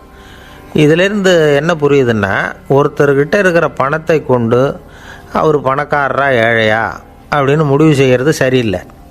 அந்த செல்வத்தை அனுபவிக்கிற திறன், பயன்படுத்துகிற திறன், அதை வச்சு தான் அவர் ஏழையா பணக்காரரா அப்படிங்கிறத நிர்ணயம் பண்ணணும். அதுதான் சரி. செலவு பண்ண தெரியாதவன் சேகரம் பண்ணிகிட்டே இருக்கிறதுனால என்ன பிரயோஜனம்? தலைமுடியே இல்லாதவன் தாராளமாக சீப்புகளை வாங்கி சேகரம் பண்ணுறது மாதிரி தானே இது. சில சமயம் செலவு பண்ண நாம் தயாராக இருந்தால் கூட அந்த செல்வம் நமக்கு பயன்படுறதில்ல. அரேபியாவில் ஒரு நகை வியாபாரி விலை உயர்ந்த முத்துக்களை எல்லாம் அவர் வச்சு வியாபாரம் பண்ணிகிட்டு இருந்தார். அவர் ஒரு சமயம் ஒரு பாலைவனம் வழியாக போயிட்டு இருக்கிறார் ஒட்டகத்தில். அப்போது திடீர்னு கடுமையான புயல் வீச ஆரம்பிச்சுட்டுது. திசை தவறி இவர் எங்கேயோ வந்துட்டார். கூட வந்தவங்களையும் காணலை, எங்கே போனாங்களோ தெரியல. இவர் ரொம்ப பயந்து போய் அங்கேயும் எங்கேயுமா அலைஞ்சு தெரிகிறார். வழியே தெரியல. பசி கடுமையாயிட்டுது. ஒட்டகத்து முதுகில் ஒரு மூட்டை இருந்தது. அதை பிரித்து பார்த்தார். உள்ளே ஏதாவது இருக்கான்னு தேடி பார்க்குறார். அது வரைக்கும் கண்ணில் தட்டுப்படாத அபூர்வமான ஒரு பை கண்ணில் பட்டுது. ஆஹா, அதில் ஏதாவது சாப்பிட்றதுக்கு இருக்கும் அப்படின்னு நினச்சி ஆவலாக அதை பிரித்து பார்க்குறார். அந்த பையில் விலை உயர்ந்த முத்துக்கள் நிறைய இருந்துதான். அப்போ தான் அவர் நினச்சாராம், விலை உயர்ந்த முத்துக்கள் கூட சாப்பிட்றதுக்கு உணவாக முடியாது அப்படிங்கிறத புரிஞ்சுக்கிட்டாராம். எந்த நேரத்தில் எது நமக்கு தேவையோ அது நமக்கு தாராளமாக கிடைக்கணும். அப்படி அது கிடைக்கிறதுக்கு நம்மக்கிட்ட இருக்கிற செல்வம் பயன்படணும். அது நமக்கும் பயன்படலாம், நம்ம மூலமாக அடுத்தவங்களுக்கும் பயன்படலாம். அதுதான் செல்வத்தின் பயன். ஒரு மரத்தடியில் ஒருத்தன் உட்காந்து அழுதுகிட்டு இருந்தான். அந்த பக்கமாக வந்த இன்னொருத்தன் ஏப்பா அழுதுகிட்டு இருக்கிறேன்னு கேட்டான். இந்த இடத்துல தான் பூமிக்கு அடியில் பணம் இருக்குது, புதைச்ச இடம் தெரியல, அதான் அழறேன் அப்படின்னா. நல்லா ஞாபகப்படுத்தி பாரு, எந்த இடத்துல புதைச்ச அப்படின்னு கேட்டான் இவன். அது எப்படி எனக்கு தெரியும், புதைச்சி வச்சிருக்கிறவன் நான் இல்லையே, எங்கள் எதிர்த்த வீட்டுக்காரன் அப்படின்னானா இவன். அந்த ஆள் என்னை கண்ணா பண்ணான்னு திட்டிவிட்டான் சார், அதை நினச்சா எனக்கு ரொம்ப வருத்தமாக இருக்குது அப்படின்னு சொல்லி கவலைப்பட்டார் ஒருத்தர். இதில் கவலைப்படுறதுக்கு என்ன இருக்குது அப்படின்னார் ஒரு பெரியவர். அவர் ஒரு மகான். என்ன சார் இப்படி சொல்கிறீங்க, ஒருத்தர் நம்ம பார்த்து திட்டுனா வருத்தமாக இருக்காதா அப்படின்னார். அது எப்படி வருத்தமாக இருக்கும், திட்டுறதுங்கிறது என்ன, அது வெறும் சத்தம் தானே அப்படின்னார் அந்த பெரியவர். நம்ம ஆளுக்கு தலையை பிச்சுக்கலாம் போல் இருந்தது. இருக்காது அப்படின்னா நமக்கே அப்படி தானே தோணுது. அந்த பெரியவர் சொல்கிறது ரொம்ப பெரிய விஷயம். அதை நாம் புரிஞ்சிக்க முயற்சி பண்ணலாம்னா நடைமுறை வாழ்க்கைக்கு அது ஒத்து வர்றது மாதிரி தெரிய மாட்டேங்குது. இருந்தாலும் அந்த பெரியவர் அதுக்கு என்ன தான் விளக்கம் கொடுக்குறாருன்னு பார்ப்போமே. ஒரு ரயில் போயிட்டுருக்கு, அதில் ஒரு சாது போயிட்டுருக்கார். அந்த ரயில் அவர் ஹரித்வாரம் போயிட்டுருக்கார். அவர் ரயிலில் ஏகப்பட்ட கூட்டம். நம்ம ஊர் ரயில் கேட்க வேணும், டிக்கெட் வாங்கிட்டு கொஞ்சம் பேர், வாங்காத கொஞ்சம் பேர். அது என்னத்துக்கு அனாவசியமாக டிக்கெட் அப்படிங்கிற நினப்பில் பாதி பேர். இந்த கூட்டத்துக்கு மத்தியில் அந்த சாதுவும் போயிட்டுருக்கிறார். உட்கார்றதுக்காக இருந்த இடத்துல ஒரு ஆள் படுத்துருக்கிறான். கொஞ்சம் முரட்டு ஆசாமி. அவன் கால் பக்கத்தில் கொஞ்சோண்டு இடம் பாக்கி இருந்தது. அந்த இடத்துல இந்த சாது உட்காந்துருந்தார். மெதுவாக உட்காந்துக்கிட்டார் போய். ஆனால் அந்த ஆள் ராத்திரி பூரா இவரை காலால் உதச்சிக்கிட்டே இருக்கிறான். அது இவருக்கு ரொம்ப அவமானமாக பட்டுது. அதனால் துக்கம் ஏற்பட்டுது. இருந்தாலும் அதை ஒரு மாதிரியாக சகிச்சுக்கிட்டே இவர் வந்து சேர்ந்தார். பொழுது விடிஞ்சுது. அந்த சாது ஹரித்வார் வந்து சேர்ந்தார். அங்கே ஒரு பெரிய ஞானியை சந்தித்தார். ராத்திரி ரயிலில் அந்த ஆள் உதைச்சதையும் அதனால் தனக்கு ஏற்பட்ட துக்கத்தையும் இந்த சாது அந்த ஞானிகிட்ட சொன்னார். சொல்லிவிட்டு, ஏன் சுவாமி, எனக்கு துக்கம் ஏற்பட்டதே, அது தப்பா அப்படின்னு கேட்டார். தவறு தான்னார் அந்த ஞானி. உனக்கு இன்னமும் தேக அபிமானம் போகலைங்கிறது தான் அது காட்டுது. அஷ்டாவக்கிரர் என்ன சொல்கிறார் தெரியுமா? உண்மையான ஞானி யாராவது தன்னை வந்தனை செய்தால் அதற்காக சந்தோஷப்பட மாட்டார், யாராவது நிந்தனை செய்தால் அதற்காக வருத்தப்பட மாட்டார் அப்படின்னு சொல்கிறார். நிந்தனைங்கிறது ஒரு ஒலி தான். தேகாபிமானம் இருக்கிற வரைக்கும் இந்த ஒலி நம்மளை வேதனைப்படுத்தும். நான் தேகம் இல்லை, ஆத்மா அப்படிங்கிற நினைவு இருந்தால் இந்த ஒலி நம்மளை பாதிக்காது. மனு என்ன சொல்கிறார் தெரியுமா? ஒரு சாதகன் பாராட்டுதலை விஷம்னு நினச்சி பயப்படணும், அவமானத்தை அமிர்தம்னு நினச்சி சந்தோஷப்படணுங்கிறார். அவமானப்பட்டால் கவலைப்படாமல் எப்படி இருக்க முடியும் அப்படின்னு தான் நமக்கு தோணும். அதனால தான் நம்மளில் யாரும் இதுக்கு உதாரணமாக யாரையும் காட்ட முடியல. புத்தரையும் கபீரையும் உதாரணமாக காட்டுறாங்க. அவங்களுக்கெல்லாம் அவமானம் ஏற்பட்டப்போ கவலையே படலையாம். புத்தரை அவமானப்படுத்தணுங்கிறதுக்காக கௌசாம்பி ராணி ஒரு இளம் பெண்ணை கொலை பண்ணி சடலத்தை புத்தர் குடிசைக்கு முன்னாடி போட சொன்னார். போட்டாங்க. புத்தர் தான் அந்த பொண்ணை கெடுத்து கொலை பண்ணிவிட்டாருன்னு எல்லாரும் நினச்சாங்க. ஆனால் புத்தர் இதை பற்றி கவலையே படலை. அப்புறமா உண்மை தெரிஞ்சதும் புத்தர் புகழ் இன்னும் அதிகமாயிட்டுது. ஒரு பெரிய சபையில் ஒரு மோசமான பொண்ணு நுழைஞ்சி தனக்கும் கபீருக்கும் சம்பந்தம் உண்டுன்னு சொன்னான். கபீர் கவலைப்படலை. அவங்க மாதிரியெல்லாம் நாமளும் இருக்க கற்றுக்கணும். நிந்தனை, அபகீர்த்தி, அவமானம் எல்லாம் ஆண்டவன் கொடுக்குற பிரசாதம்னு நினைக்கணும் அப்படின்னு சொல்கிறார் அந்த ஞானி. இதை கேட்ட இந்த காலத்து ஆசாமி ஒருத்தர், நான் கூட அப்படி தான் சார், யாராவது அவமானப்படுத்தினா கவலைப்பட மாட்டேன். நேற்று கூட ஒருத்தர் என்ன பலார்னு அரைஞ்சுட்டார், நான் கொஞ்சம் கூட கவலைப்படலை, பேசாமல் வந்துட்டேன்னார். ஏன் அப்படி வந்துட்டீங்க அப்படின்னு. அவர் அரைஞ்சதுலேயும் ஒரு அர்த்தம் இருந்தது, அதனால தான் அப்படி வந்துட்டேன்னார். ஏன் அரைஞ்சாருன்னு கேட்டேன். 10 வருஷத்துக்கு முன்னாடி 15 ரூபா அவர்கிட்ட கடன் வாங்கினேன், அதை கேட்டு கேட்டு பார்த்துட்டு கடைசியாக தான் அரைஞ்சார் அப்படின்னார். ஆண்டவனுடைய பிரசாதம் இவருக்கு அடிக்கடி கிடைக்கும் போல இருக்குது. ஒரு பல்கலைக்கழகம், அங்கே ஒரு இலக்கிய பேராசிரியர், அவர் பாடம் நடத்திக்கிட்டு இருந்தார். ராபர்ட் ப்ரௌனிங் எழுதிய கவிதைகளை பற்றி சொல்லிகிட்டு இருக்கிறார். மாணவர்களும் ரொம்ப அக்கறையாக அதை கேட்டுக்கிட்டு இருக்கிறாங்க. ஒரு குறிப்பிட்ட கவிதையை பற்றி சொல்லும் பொழுது அந்த பேராசிரியருக்கே ஒரு சந்தேகம். அதாவது அந்த கவிதையின் சரியான அர்த்தம் என்னங்கிறதுல சந்தேகம். பேராசிரியர் யோசனை பண்ணார். அந்த கவிதையை முழுசாக புரிஞ்சிக்க முடியல. அதனால் மாணவர்களை பார்த்து சொன்னார், மாணவர்களே, ஒரு நாள் பொறுத்துங்க, இந்த கவிதையை எழுதின கவிஞர் எங்கள் வீட்டுக்கு பக்கத்தில் தான் இருக்கிறார். இன்றைக்கி சாயந்தரம் நான் அவரை நேரிலேயே போய் பார்க்குறேன். பார்த்து இதுக்கு என்னங்க அர்த்தம்னு கேட்டுக்கிட்டு வந்துவிடுறேன். அதுக்கப்புறம் உங்ககிட்ட சொல்கிறேன் அப்படின்னாராம். அன்றைக்கி சாயந்தரமே அந்த பேராசிரியர் கவிஞரை தேடிக்கிட்டு போயிட்டார். கவிஞர் அவங்க வீட்டில் அவர் பாட்டு உட்காந்துருந்தாராம். இவர் போய் அவர் முன்னாடி உட்காந்தார். அப்புறம் கேட்டார், ஐயா, அந்த கவிதையின் முழு பொருள் என்னன்னு தெரிஞ்சுட்டு போகிறதுக்காக வந்திருக்கிறேன் அப்படின்னாராம். எந்த கவிதை அப்படின்னாராம் அவர். இவர் அந்த கவிதையை சொல்லியிருக்கார். கவிஞர் கொஞ்சம் யோசனை பண்ணிவிட்டு அப்புறம் சொன்னாராம், பேராசிரியரே, நீங்கள் கொஞ்சம் தாமதமாக வந்துட்டீங்கன்னாராம். இவருக்கு ஒன்றும் புரியல. நீங்கள் என்ன சொல்கிறீங்க? நான் தாமதமாக வந்துட்டேன்னா? நீங்கள் தான் உயிரோடு இருக்கிறீங்களே, அப்படி இருக்கும்பொழுது நான் தாமதமாக வந்துவிட்டேன்னா அது எப்படி அப்படின்னு இவர் குழம்பி இருக்கிறார். இப்போ கவிஞர் சொன்னாராம், ஐயா, நான் உயிரோடு இருக்கிறேன்னா இல்லையாங்கிறது முக்கியம் இல்லை. நான் அந்த கவிதை வரிகளை எழுதினப்போ 2 பேருக்கு அதோட அர்த்தம் தெரிஞ்சிருந்தது. இப்போ ஒரே ஒருத்தருக்கு தான் அதோட அர்த்தம் தெரியும் அப்படின்னாராம். பேராசிரியர் யோசனை பண்ணியிருக்கார். அப்படின்னா அந்த ஒருத்தர் கவிஞர் ராபர்ட் ப்ரௌனிங்கை தவிர வேறு யாராக இருக்க முடியும்? இவர் தான் அப்படிங்கிறத அவர் மனசில் நினச்சிக்கிட்டார். அதனால் சொன்னார், ஐயா நான் தாமதமாக வரல, அந்த கவிதையின் பொருள் என்ன அது சொல்லுங்கன்னார். பேராசிரியரே, நான் சொல்கிறது உங்களுக்கு புரியலைன்னு நினைக்கிறேன். நான் இந்த வரிகள் எழுதினப்போ 2 பேருக்கு அதோட அர்த்தம் தெரிஞ்சிருந்தது. அந்த 2 பேர் யாருன்னா, ஒருத்தர் ராபர்ட் ப்ரௌனிங், அதாவது நான், இன்னொருத்தர் கடவுள். இப்போ அது கடவுளுக்கு மட்டும்தான் தெரியும். நானே இதை பற்றி பல தடவை யோசனை பண்ணி பார்த்தேன். இது ரொம்ப அழகானது, ஆனாலும் ரொம்ப வழுக்கலானது. அதை பிடிச்சிட்டோம்னு நினச்சிக்கிட்டு இருக்கும் பொழுதே காற்று மாதிரி அது உங்ககிட்ட இருந்து ஓடி போயிடுது. எனக்கு ரொம்பவும் வருத்தமாக தான் இருக்குது. நிச்சயமாக நான் தான் இந்த வரிகளை எழுதியிருக்கிறேன். அதில் அர்த்தம் இருக்குங்கிறது எனக்கு தெரியும், அதை நான் உணர்றேன். ஆனால் நீங்கள் என்னை மன்னிக்கணும்.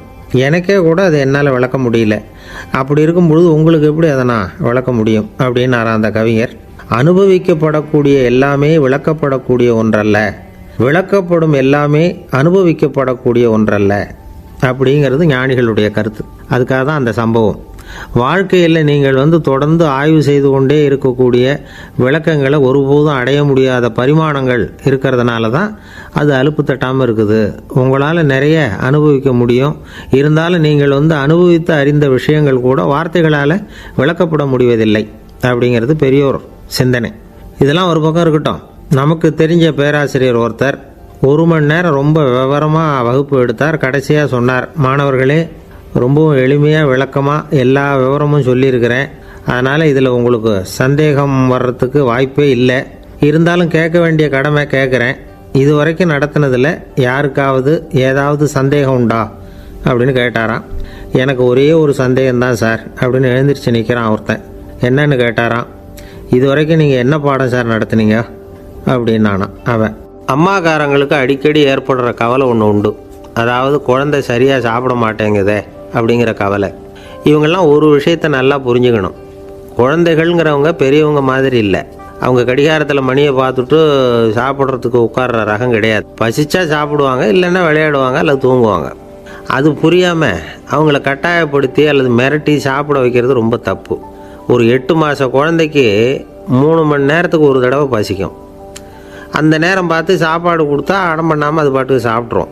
அதே குழந்தைக்கு 1 வயசு ஆகிறப்போ 4 மணி நேரத்துக்கு ஒரு தடவை பசிக்கும்.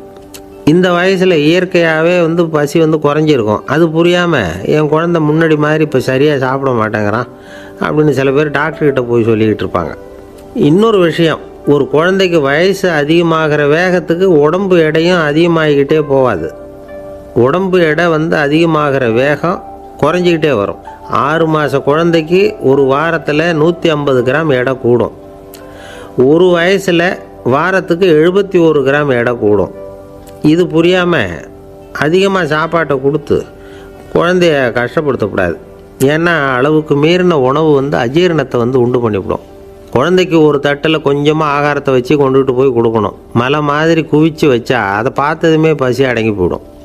அடித்து மிரட்டி பயமுறுத்தி குழந்தைய சாப்பிட வைக்கிற பழக்கம் இருக்குது பாருங்கள், அதுக்கு ஃபுட் ஃபோர்ஸிங் அப்படின்னு பேர். இப்படி பண்ணுனா குழந்தைக்கு சாப்பாட்டில் விருப்பம் குறைஞ்சிரும், அதை கண்டாவே வெறுக்க ஆரம்பிச்சிடும்.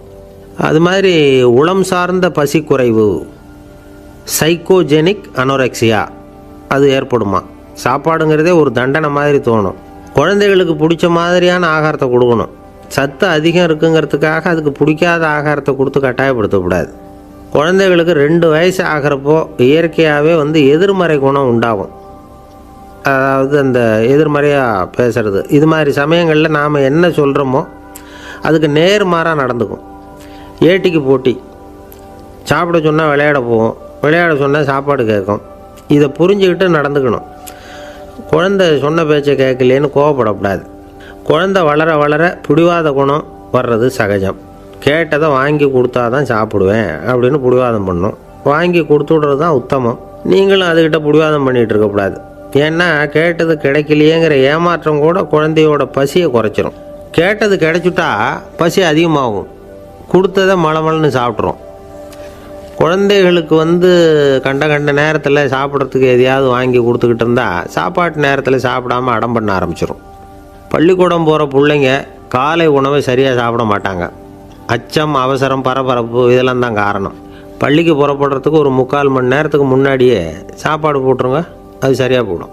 படிக்கிற குழந்தைகள் உடல் சோர்வு, மனச்சோர்வு இது காரணமாக கூட சாப்பிட மறுக்கிறது உண்டு. இப்போ உதாரணமாக சாயந்தரம் விளையாடி விட்டு வீட்டுக்கு வந்ததும் சாப்பிட சொன்னால் வேணாம்பாங்க. இது உடல் சோர்வு. ரொம்ப நேரம் வீட்டு பாடங்களை செஞ்சு முடித்த கையோடு சாப்பிட சொன்னாலும் அவங்களால சரியாக சாப்பிட முடியாது. இது உளச்சோர்வு, அதாவது மனச்சோர்வு. இதை தவிர குழந்தைகளுக்கு உடல்நலக்குறைவு ஏற்பட்டால் கூட சாப்பிட மறுக்கிறது உண்டு. சில மருந்து மாத்திரைகள் கூட பசியை குறைச்சிரும். அதனால் சரியாக தெரிஞ்சுக்கிட்டு குழந்தைகளை சாப்பிட வைக்கணும். அது புரியாமல் கையில் சாப்பாட்டு தட்டை வச்சுக்கிட்டு குழந்தைகளை விரட்டிக்கிட்டு அலையக்கூடாது. ஒரு சின்ன பையன் சொன்னான், எங்கள் அம்மா சாப்பாடு போடுறது தெரிஞ்சால் நான் உடனே வீட்டை விட்டு வெளியில் ஓடி போடுவேன் அப்படின்னா. ஏன் அப்படி பண்ணுறேன்னு கேட்டோம். எங்கள் அப்பா கூட அது மாதிரி தான் சார் பண்ணுவார் அப்படிங்கிறான். ஒருத்தன் எப்படி நடந்துக்கிறாங்கிறத வச்சு தான் அந்த ஆள் எப்படிங்கிறத நாம் முடிவு பண்ணுறோம். ஆளுமைன்னு சொல்கிறோம்ல, அதுக்கு சூழ்நிலைகளை ஆளுகின்ற தன்மை அப்படின்னு விளக்கம் கொடுக்குறார் ஒரு உளவியல் நிபுணர். சரி, ஒரு மனிதனுடைய ஆளுமையை உருவாக்குகிற விஷயங்கள் என்னென்ன? பிறப்பு, வளர்க்கப்பட்ட விதம், படிப்பு, நண்பர்கள், சமுதாயம், இப்படி நிறைய உண்டு. ஆளுமையின் அடிப்படையில் சில மனநோய்கள் உண்டாகுது. அதெல்லாம் என்னென்னங்கிறத தெரிஞ்சு வச்சுக்கிட்டோம்னா நம்ம கூட இருக்கிறவங்கள அடையாளம் கண்டுபிடிக்கிறதுக்கு அது ரொம்ப உபயோகமாக இருக்கும். ஃப்ரெனாய்டு ஆளுமை அப்படின்னு ஒன்று. இந்த கோளாறு உள்ளவங்க எப்படி இருப்பாங்க தெரியுமா? அதிக உணர்ச்சி, சந்தேகம், பொறாமை இதெல்லாம் அதிகமாக இருக்கும். வளைஞ்சு கொடுக்க மாட்டாங்க. அடுத்தவங்களோட இணக்கமான உறவு இருக்காது. அவங்க செய்கிற தப்புக்கெல்லாம் அடுத்தவங்களை குறை சொல்லிகிட்டு இருப்பாங்க. இது ஒரு ரகம். அடுத்தது ஸ்கிசாய்டு ஆளுமை அப்படின்னு சொல்கிறாங்க. இந்த கோளாறு உள்ளவங்க அடுத்தவங்களோட பழக கூச்சப்படுவாங்க. சின்ன வயசுலேயே இது ஆரம்பமாயிடுது. பகல் கனவுலேயே சஞ்சரிப்பாங்க. அவங்களுடைய விரோதம், கோபம் இதை கூட வெளியில் காட்டிக்க முடியாமல் இருப்பாங்க. இவங்களுக்கு அகமுகம், பிரச்சனைகள்லேருந்து ஒதுங்கி எதுலேயும் ஈடுபாடு இல்லாதவங்களாக இருப்பாங்க. இப்படி ஒரு ரகம். அடுத்தது சைக்ளோதமிக் ஆளுமை அப்படின்னு சொல்கிறாங்க. அது என்னென்னா, உணர்ச்சிகளில் ஏற்றத்தாழ்வு அதிகமாக இருக்குமா. சில சமயம் பார்த்தா மகிழ்ச்சியாக இருப்பாங்க, சில சமயம் சோகமாக உட்காந்துருப்பாங்க. அவங்க மனநிலைக்கு தகுந்த மாதிரி சமூக நிகழ்ச்சிகளில் பங்கெடுத்துக்குவாங்க. இன்னொரு வகை என்னென்னா எண்ணப்பீடிகை ஆளுமை அப்படின்னு பேர் வச்சுருக்கிறாங்க. அதுக்கு இவங்களுக்கெல்லாம் கரெக்டாக இருக்கணும். எல்லாம் சட்டத்திட்டம் எதுலேயும் ஒரு ஒழுங்குமுறை, இப்படி எதிர்பார்க்குற மனோபாவம். இவங்க எதிர்பார்ப்புக்கும் வரன்முறைக்கும் மற்றவங்க கட்டுப்படணும்னு நினைப்பாங்க. இந்த நிலைமை நீடித்தா என்ன ஆகும் தெரியுமா? அலைக்கழிக்கிற எண்ணங்கள் திரும்ப திரும்ப ஒரே செயலை செய்ய தூண்டுற மன தளர்ச்சிக்கு ஆளாயிடுறாங்க. அடுத்தது ஹிஸ்டீரியா ஆளுமை. சின்ன விஷயத்தையெல்லாம் பெருசுப்படுத்தி நாடகமாக்குற நடிகர்கள் இவங்க. உணர்ச்சி அதிகம் உள்ளவங்க. இவங்க மன எழுச்சியில் பக்குவமின்மை, குழந்தைத்தனம், முதிர்ச்சியின்மை எல்லாம் இருக்கும். தன்னலம் மிக்க குணம். பிறர் தன்னை மட்டுமே கவனிக்கணும்னு நினச்சி செயல்படுறது, இதெல்லாம் இவங்க அடையாளம். அடுத்த ரகம் எப்படின்னா வளர்ச்சியற்ற ஆளுமைன்னு சொல்கிறாங்க. அடுத்தவங்களோட இணங்கி போக முடியாதவங்க. அறிவு, மன எழுச்சி, சமூக உறவு இதில் எல்லாம் போதுமான வளர்ச்சியையும் நிறைவையும் பெற முடியாதவங்க. இவங்களால் வாழ்க்கையில் முன்னேற முடியாது. பிச்சைக்காரங்க, குற்றவாளிகள், இவங்ககிட்டெல்லாம் இது மாதிரியான ஆளுமை அதிகமாக இருக்குமா. அடுத்தது என்னென்னா சோர்வுடைய ஆளுமை. எதுலேயும் உற்சாகம் இல்லாமல் சோர்ந்து போயிருப்பாங்க. அதுக்கெல்லாம் நமக்கு வலிமை இல்லைப்பா அப்படின்னு சொல்லிகிட்டு இருப்பாங்க. சின்ன விஷயங்களுக்கெல்லாம் அதிர்ச்சி அடையிறது. வாழ்வின் சுவையை அனுபவிக்க முடியாதவங்க. இன்னொரு ரகம் இது கொதித்தெழும் ஆளுமைங்கிறாங்க. எதுக்கு எடுத்தாலும் ஆத்திரம், குரோதம், வன் செயல் இதிலெல்லாம் ஈடுபாடு, இப்படி உள்ளவங்க. நத்தை வகை ஆளுமை அப்படின்னு ஒன்று. அடுத்தவங்க மேலே விரோதம் இருக்கும், அடிக்கணுங்கிற எண்ணம் இருக்கும். ஆனால் அதை அப்படியே வெளியில் காட்டாமல் அதே சமயம் அமைதியான முறையில் வெறுப்பை வெளிக்காட்டுற ரகம். இவங்கெல்லாம் பேசாமல் கம்முன்னு இருந்துக்கிட்டே நினச்சதை நிறைவேற்றிக்கிடுவாங்க. முன்ஜாக்கிரதை ஆளுமை அப்படின்னு ஒரு ரகமாக. பாதுகாப்பின்மை, சந்தேகம், முழுமையின்மை, அறவேக்காட்டுத்தனம் இந்த மனப்போக்கு அதிகமாக இருக்கிறதுனால அகம்பாவம், புடிவாதம், எச்சரிக்கை எல்லாம் அளவுக்கு மீறி இருக்கும். இதுவரைக்கும் நாம் பேசிக்கிட்டு இருந்த ஆளுமை பண்புகள் அளவுக்கு அதிகமாக போயிட்டுதுன்னா ஆளுமை கோளாறுகள் ஏற்படும். அதன் அடிப்படையில் மனவியாதிகள் வருமா. அதனால் இணக்கமான, எல்லாரும் விரும்புகிற இயல்பான ஆளுமையை பெறுவதற்கு நாம் முயற்சி செய்யணும் அப்படிங்கிறது மனோதத்துவ நிபுணர்களுடைய ஆலோசனை. ஒருத்தர் ஒரு மனோதத்துவ டாக்டரை தேடிட்டு வந்தாராம். டாக்டர், எனக்கு மனசில் ஏதோ வியாதி, ஆளுமை கோளாறு, அதாவது எனக்கு சீக்கிரமாக செத்து போனால் தேவையில்லைன்னு தோணுது அப்படின்னாராம். உடனே அந்த டாக்டர், சரி அப்படின்னா இங்கேயே இருங்க, நான் வைத்தியம் பார்க்குறேன் அப்படின்னாராம். ஆஃபீஸ் முடிஞ்சு வீட்டுக்கு போகிற சமயத்தில் ஒருத்தர் கடைக்கு போய் ஸ்வீட் வாங்கினார். சரி, வீட்டுக்கு பிள்ளைங்களுக்கு தான் வாங்கிட்டு போகிறார் அப்படின்னு மற்றவங்க நினச்சாங்க. அவர் அப்படி செய்யலை. அந்த இடத்துலையே பொட்டலத்தை பிரித்தார். திருட மாதிரி அப்படியே சுற்றி ஒரு தரம் பார்த்துக்கிட்டார். யாரும் தெரிஞ்சவங்க இல்லைங்கிறத முடிவு பண்ணிவிட்டு அவசரமாக அதை அப்படியே போட்டு முழுகிவிட்டு கையை தொடச்சிக்கிட்டு நல்ல பிள்ளை மாதிரி நடந்து போக ஆரம்பிச்சிட்டார். அவர் யாருன்னா, அவரோட பிரச்சனை எல்லாருக்கும் தெரியாது, சில பேருக்கு தான் தெரியும். அதாவது அவர் உடம்பில் சர்க்கரை இருக்குதுன்னு டாக்டர் சொல்லிவிட்டாராம். அதனால் வீட்டில் சர்க்கரையே இவர் கண்ணில் காட்டுறதில்ல. அதனால் இவர் யார் கண்ணிலையும் படாமல் இப்படிப்பட்ட வேலைகள்லாம் செய்கிறது வழக்கம். யாருக்கும் தெரியாமல் இப்படி ஸ்வீட்டை வாங்கி சாப்பிட்டுட்டு அவர் பாட்டுக்கு போயிடுறது. இப்படிப்பட்டவங்களுக்கெல்லாம் கொஞ்சம் ஆறுதலான தகவல் இன்றைக்கி. அது என்னென்னா, நாம் சாப்பிட்ற சர்க்கரைக்கும் நம்ம உடம்பில் உள்ள சில கோளாறுகளுக்கும் அப்படி என்ன தான் சம்மந்தம் இருக்குது. இதை பற்றி சமீபத்தில் சில ஆராய்ச்சிகள்லாம் நடந்திருக்குது. ஏன்னா சர்க்கரைன்னாவே விஷம் மாதிரி அதை பார்க்குறவங்களும் சில பேர் உண்டு. சின்ன பிள்ளைங்களுக்கு வயத்தில் பூச்சி உண்டாகிறதுலேருந்து பெரியவங்களுக்கு நீரிழிவு வர்ற வரைக்கும் எல்லாத்துக்கும் சர்க்கரை தான் காரணம்னு சொல்லிகிட்டு இருக்கிறோம். ஆனால் அந்த அளவுக்கு பயப்பட வேண்டிய அவசியம் இல்லை அப்படின்னு சொல்கிறாங்க. சர்க்கரை வியாதி, இருதய நோய், பித்த நீர்ப்பை நோய், இதெல்லாம் சில நோய்கள்லாம் நாம் சாப்பிட்ற சர்க்கரைக்கும் தொடர்பு இருக்குன்னு நினைக்கிறோம். ஆனால் அப்படி சம்பந்தம் உண்டுங்கிறதுக்கு போதுமான அளவுக்கு ஆதாரம் இல்லை அப்படிங்கிறாங்க ஆராய்ச்சியாளர்கள். ஒரே ஒரு சம்பந்தம் தான் உறுதியாக இருக்குதான். அதுவும் இந்த பல் சிதைவு அப்படின்னு இருக்கு இல்லையா, அந்த சர்க்கரை சாப்பிட்றதுக்கும் இந்த பல் சிதைவுக்கும் சம்பந்தம் இருக்குது அப்படிங்கிறத மட்டும் உறுதியாக சொல்கிறாங்க. சர்க்கரைன்னா நாம் சாப்பிட்ற ஜீனி மட்டும் இல்லை, பழம், காய்கறி, பால், தேன், இப்படி எல்லாத்துலேயும் அது இருக்குது. கேரட்டு கொடுக்குற சத்தில் 88% சர்க்கரை, ஆப்பிள் கொடுக்குற சக்தியில் 95% சர்க்கரை. இது ஜீனி சர்க்கரை, இது ஆப்பிள் சர்க்கரை அப்படிங்கிற வித்தியாசம்லாம் உடம்புக்கு கிடையாது. ரெண்டுமே உடனடியாக சக்தி கொடுக்குது. ஒரு ஸ்பூன் சர்க்கரையில் 16 கலோரி தான் சத்து இருக்குது.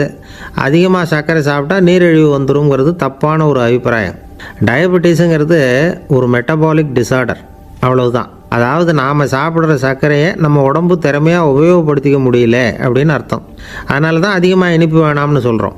ஏற்கனவே உடம்பால் முடியாத ஒன்றை மறுபடியும் அது தலையில் சுமத்தி அதிகமாக வேலை வாங்க வேணாமே அப்படிங்கிறதுக்காக தான். ஆகாரத்தில் அதிகமாக சர்க்கரை இருந்தால் அதனால் உடனே சர்க்கரை வியாதி வந்துடும்ங்கிறதுக்கு விஞ்ஞான ரீதியாக போதுமான ஆதாரம் இல்லை. அதனால் எப்போவாவது அதிகமாக ஸ்வீட்டு சாப்பிட்டுட்டா, ஐயோ அதிகமாக சாப்பிட்டோமோ, என்ன பண்ண போகுது தெரியலையே அப்படின்னு நினச்சி மனசை போட்டு குழப்பிக்க வேண்டியதில்லை. பொதுவாக எதுவுமே அதிகமாக வேண்டாம், எல்லாம் சீராக இருந்தால் போதும். நீரிழிவுங்கிறது புதுசாக வந்துட்ட ஒரு நோய் இல்லை, ரொம்ப காலமாகவே இருக்கிற ஒன்று தான். நம்ம முன்னோர்கள் இதை மதுமேகம் அப்படின்னு சொல்லுவாங்க. அதை கட்டுப்படுத்துறதுக்கு அவங்களே சில வழிமுறையை சொல்லி வச்சுருக்கிறாங்க. அது என்னென்னா வேறு ஒன்றும் இல்லை, இந்த பாவக்காய், முள்ளங்கி, அருகம்புல், அவ்வளவுதான். வெள்ளை முள்ளங்கி இருக்குல்ல, அதை வாரத்துக்கு 3 நாள் சாப்பிட்டுக்கிட்டு வாங்க. நூலுக்கோல் ரொம்ப நல்லது. இல்லைன்னா முள்ளங்கி சாறு 1 ounce சாப்பிட்டுட்டு வரலாம். ரத்தத்தில் சேர்கிற சர்க்கரை அளவு இதெல்லாம் கட்டுப்படுத்துது. சிறுநீரில் காணப்படுகிற சர்க்கரை அளவையும் சமநிலைப்படுத்துது. தினமும் ஆகாரத்தில் கோதுமை, கேழ்வரகு, வெந்தயம், கருவேப்பிலை, சோயாபீன்ஸ் எது கிடைக்குதோ சேர்த்துக்கலாம். இப்படிலாம் செஞ்சுக்கிட்டு வந்தால் அப்புறம் வீட்டுக்கு தெரியாமல் கடையில் போய் நின்றுக்கிட்டு ஸ்வீட் வாங்கி திருட்டுத்தனமாக சாப்பிட வேண்டிய அவசியமே உங்களுக்கு வராது. 2 ஆசாமிகள் கடற்கரையில் உட்காந்து சாவகாசமாக பேசிக்கிட்டு இருந்தாங்களாம். ஒருத்தர் சொன்னார், இன்னொருத்தருக்கு தெரியாமல் ஸ்வீட்டு சாப்பிட்றதே எப்பவும் இடைஞ்சல் தான் சார். நேற்றுக்கு பாருங்கள், அப்படி தான் சாப்பிட்டுக்கிட்டு இருந்தேன், வீட்டுக்காரி கண்ணில் போட்டுவிட்டுது, அதுக்கப்புறம் ஒரே ரகலையாக போச்சு அப்படின்னாராம். எனக்கு கூட அப்படி தான் சார் ஆகிட்டுது, ஒரே ரகலை அப்படின்னாராம் இன்னொருத்தர். நீங்கள் சாப்பிட்டதும் உங்கள் வீட்டுக்காரங்க கண்ணில் போட்டுவிட்டுதா சார் அப்படின்னு கேட்டிருக்கார் இவர். அதுக்கு அவர் சொன்னாராம், அப்படி இல்லை சார், கடைக்காரர் கண்ணில் போட்டுவிட்டுதோ, நான் அவருக்கு தெரியாமல் அந்த ஸ்வீட்டை அவர் கடையிலேருந்து எடுத்திருந்தேன் அப்படின்னு விளக்கம் கொடுத்தாராம் இந்த ஆள். ஒருத்தர் முகத்தை தொங்க போட்டுக்கிட்டு ஒரு மாதிரியாக வந்தார். என்ன விஷயம்னு விசாரித்தேன். என்னுடைய நண்பன் ஒருத்தங்கிட்ட கருத்து வேறுபாடு, இனிமேல் நமக்குள்ளே எந்த சம்மந்தமும் வேணாம்னு நட்பை முறிச்சிட்டு வந்துட்டேன்னா. நண்பர்கள்னு இருந்தால் கருத்து வேறுபாடு வரத்தான் செய்யும்னு. கருத்து வேறுபாடு வராமல் இருக்கிறதுக்கு ஏதாவது வழி உண்டா அப்படின்னு கேட்டாங்க. அதை பற்றி நிபுணர்கள் சில யோசனைகளை சொல்லியிருக்கிறாங்கன்னு. முதல் விஷயம் என்னென்னா, உங்கள் நண்பனுக்கு ஒரு செய்தி சொல்லணும்னா அதை நீங்களே நேரடியாக சொல்லுங்கள், அல்லது உங்கள் கைப்பட கடிதம் எழுதுங்க. அதாவது நேரடி தொடர்பு முக்கியம். அதை விட்டுட்டு இன்னொருத்தர் மூலமாக நண்பர்களுக்கு செய்தி அனுப்புனா நீங்கள் சொல்கிற செய்தி அப்படியே போய் சேராது, அது சேதமாயிடும். கூட்டி குறைச்சி சொல்லிவிடுவாங்க, அது குழப்பத்தில் கொண்டாந்து விட்டுரும். இது ஒரு யோசனை.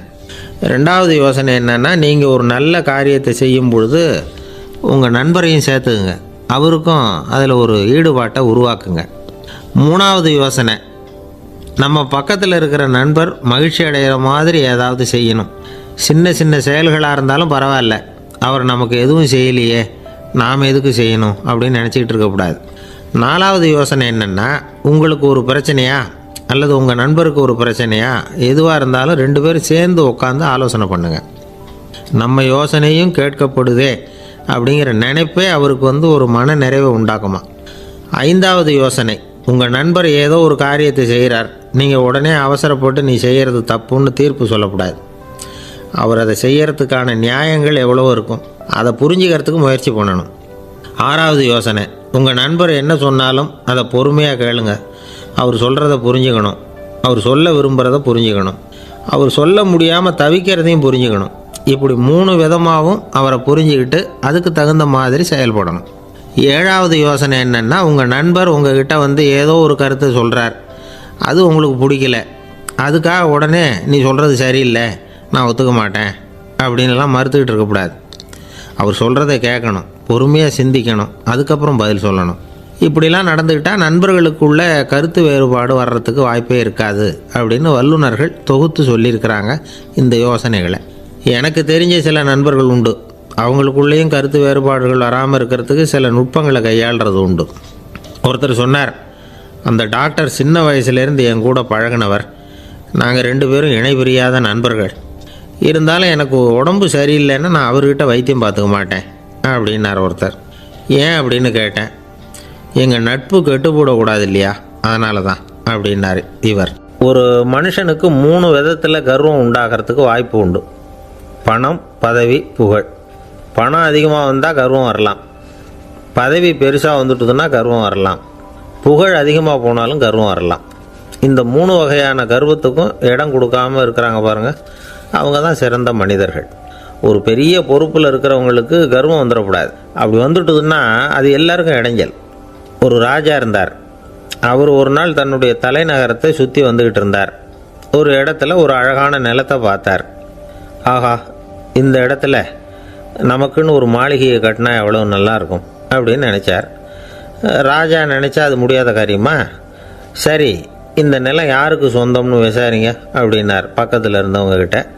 அவங்கெல்லாம் ஓடி போய் விசாரித்தாங்க. அந்த இடம் ஒரு வயசான கிழவிக்கு சொந்தம், வயசான அம்மாவுக்கு சொந்தமாக.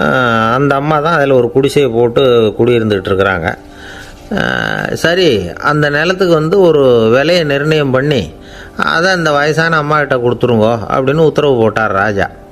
ஆனால் அந்த அம்மா, இது எங்கள் பூர்வீக இடம், இதை விற்க மாட்டேன் அப்படின்னு சொல்லிவிட்டுது. சரி, 2 பங்கு விலை கொடுக்குறோம்னு சொல்லி பாருங்க அப்படின்னாங்க. அப்படியே சொன்னாங்க அரண்மனை ஆட்கள். அதுக்கும் சம்மதிக்கலை அந்த அம்மா. இதை கேள்விப்பட்டதும் ராஜாவுக்கு கோபம் வந்துட்டுது. தன்னுடைய ஆளுங்களை கூப்பிட்டார். போய் அந்த குடிசையை பிரித்து எறிங்க, காசெல்லாம் ஒன்றும் கொடுக்காதீங்க அப்படின்னு கத்தினார். அவ்வளோதான். அடுத்த நிமிஷம் அரண்மனை ஆசாமிகள் போனாங்க, குடிசையை பிரித்து எரிஞ்சாங்க. அந்த வயசான அம்மா இருக்குது, அதுவும் அந்த இடத்த விட்டு துரத்தி விட்டாங்க. அந்த இடத்துல ஒரு அரச மாளிகையை கட்டி முடிச்சிட்டாங்க. அந்த வயசான அம்மா பாவம், ராஜாவே இப்படி பண்ணால் யார்கிட்ட போய் முறையிட முடியும்? ஒரு ஞானி இருந்தார், அவர்கிட்ட போய் சொன்னாங்க. அவர் இவங்க சொன்னதை கேட்டு மனசில் வச்சுக்கிட்டார். ஒரு நாள் அந்த ராஜாவே இந்த ஞானியை கூப்பிட்டார்.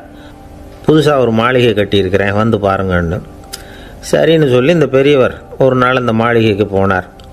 சும்மா போகல, ஒரு கழுதையையும் ஓட்டிகிட்டு போனார். கொஞ்சம் சாக்குகள், வெத்து சாக்கு, அதையும் எடுத்து கழுதை முதுகில் போட்டு கழுதையை ஓட்டிகிட்டு போகிறார். ராஜா பார்த்தார். அவருக்கு இது ஆச்சரியமாக இருந்தது. என்ன இது, மாளிகைக்கு வந்துட்டு போங்கன்னு கூப்பிட்டா கழுதை, சாக்கு இதெல்லாம் கொண்டு வராரே, ஒன்றும் புரியலையேன்னு நினச்சார். எதுக்காக இதெல்லாம்னு கேட்டார். அரசருடைய தோட்டத்திலேருந்து கொஞ்சம் மண் எடுத்துகிட்டு போகிறதுக்கு ஆசைப்படுறேன், அதுக்கு நீங்கள் அனுமதி கொடுக்கணும் அப்படின்னாரு இவர். இது என்ன வேடிக்கையான கோரிக்கையாக இருக்குது அப்படின்னு நினச்சார் ராஜா. இருந்தாலும் மண் தானே கேட்குறாரு, எடுத்துகிட்டு போகட்டுமே அப்படின்னு நினச்சார். சரி, நான் அனுமதி கொடுத்தார். அந்த பெரியவர் தோட்டத்துக்கு போனார். மண்ணை வெட்டினார், சாக்கில் போட்டு நிரப்புனார். ராஜாவை கொஞ்சம் கிட்ட வாங்கன்னு கூப்பிட்டார். இந்த மண் மூட்டையை தூக்கி கழுதையோட முதுகில் வைக்கணும், கொஞ்சம் உதவி பண்ணுங்கன்னார். ஓ பண்ணுறேனே அப்படின்னு சொல்லி ராஜா கிட்ட போனார். மூட்டையை தூக்கி பார்க்குறாரு, முடியல, திணறி போயிட்டார். இப்போ அந்த ஞானி பேசினாராம், அரசே, இந்த ஒரு சாக்கு மண்ணையே உங்களால் தூக்க முடியல, அந்த கிழவிகிட்ட இருந்து அந்த அக்கிரமமாக அபகரித்த இந்த தோட்டம் பூராவையும் சுமக்கணும்னு ஆசைப்படுறீங்களே, அது உங்களால் முடியுமா அப்படின்னு கேட்டாராம். ராஜா யோசனை பண்ண ஆரம்பித்தார். தன்னுடைய செயலுக்காக வருத்தப்பட்டாராம். அந்த வயசான அம்மாவை உடனடியாக வரவழைச்சார். தாயே, தப்பு பண்ணிட்டேன், என்னை மன்னிச்சுக்குங்க, இன்னையிலேருந்து இந்த மாளிகையும் தோட்டமும் உங்களுக்கு தான் சொந்தம் அப்படின்னு சொல்லிவிட்டாராம். போகிறப்ப இந்த உலகத்திலேருந்து எண்ணத்தை எடுத்துகிட்டு போக போகிறோம், அதனால் ரொம்பவும் அலட்டிக்க வேண்டியதில்லை, கர்வப்பட வேண்டியதில்லை அப்படிங்கிறது ஒரு பெரிய உபதேசம்.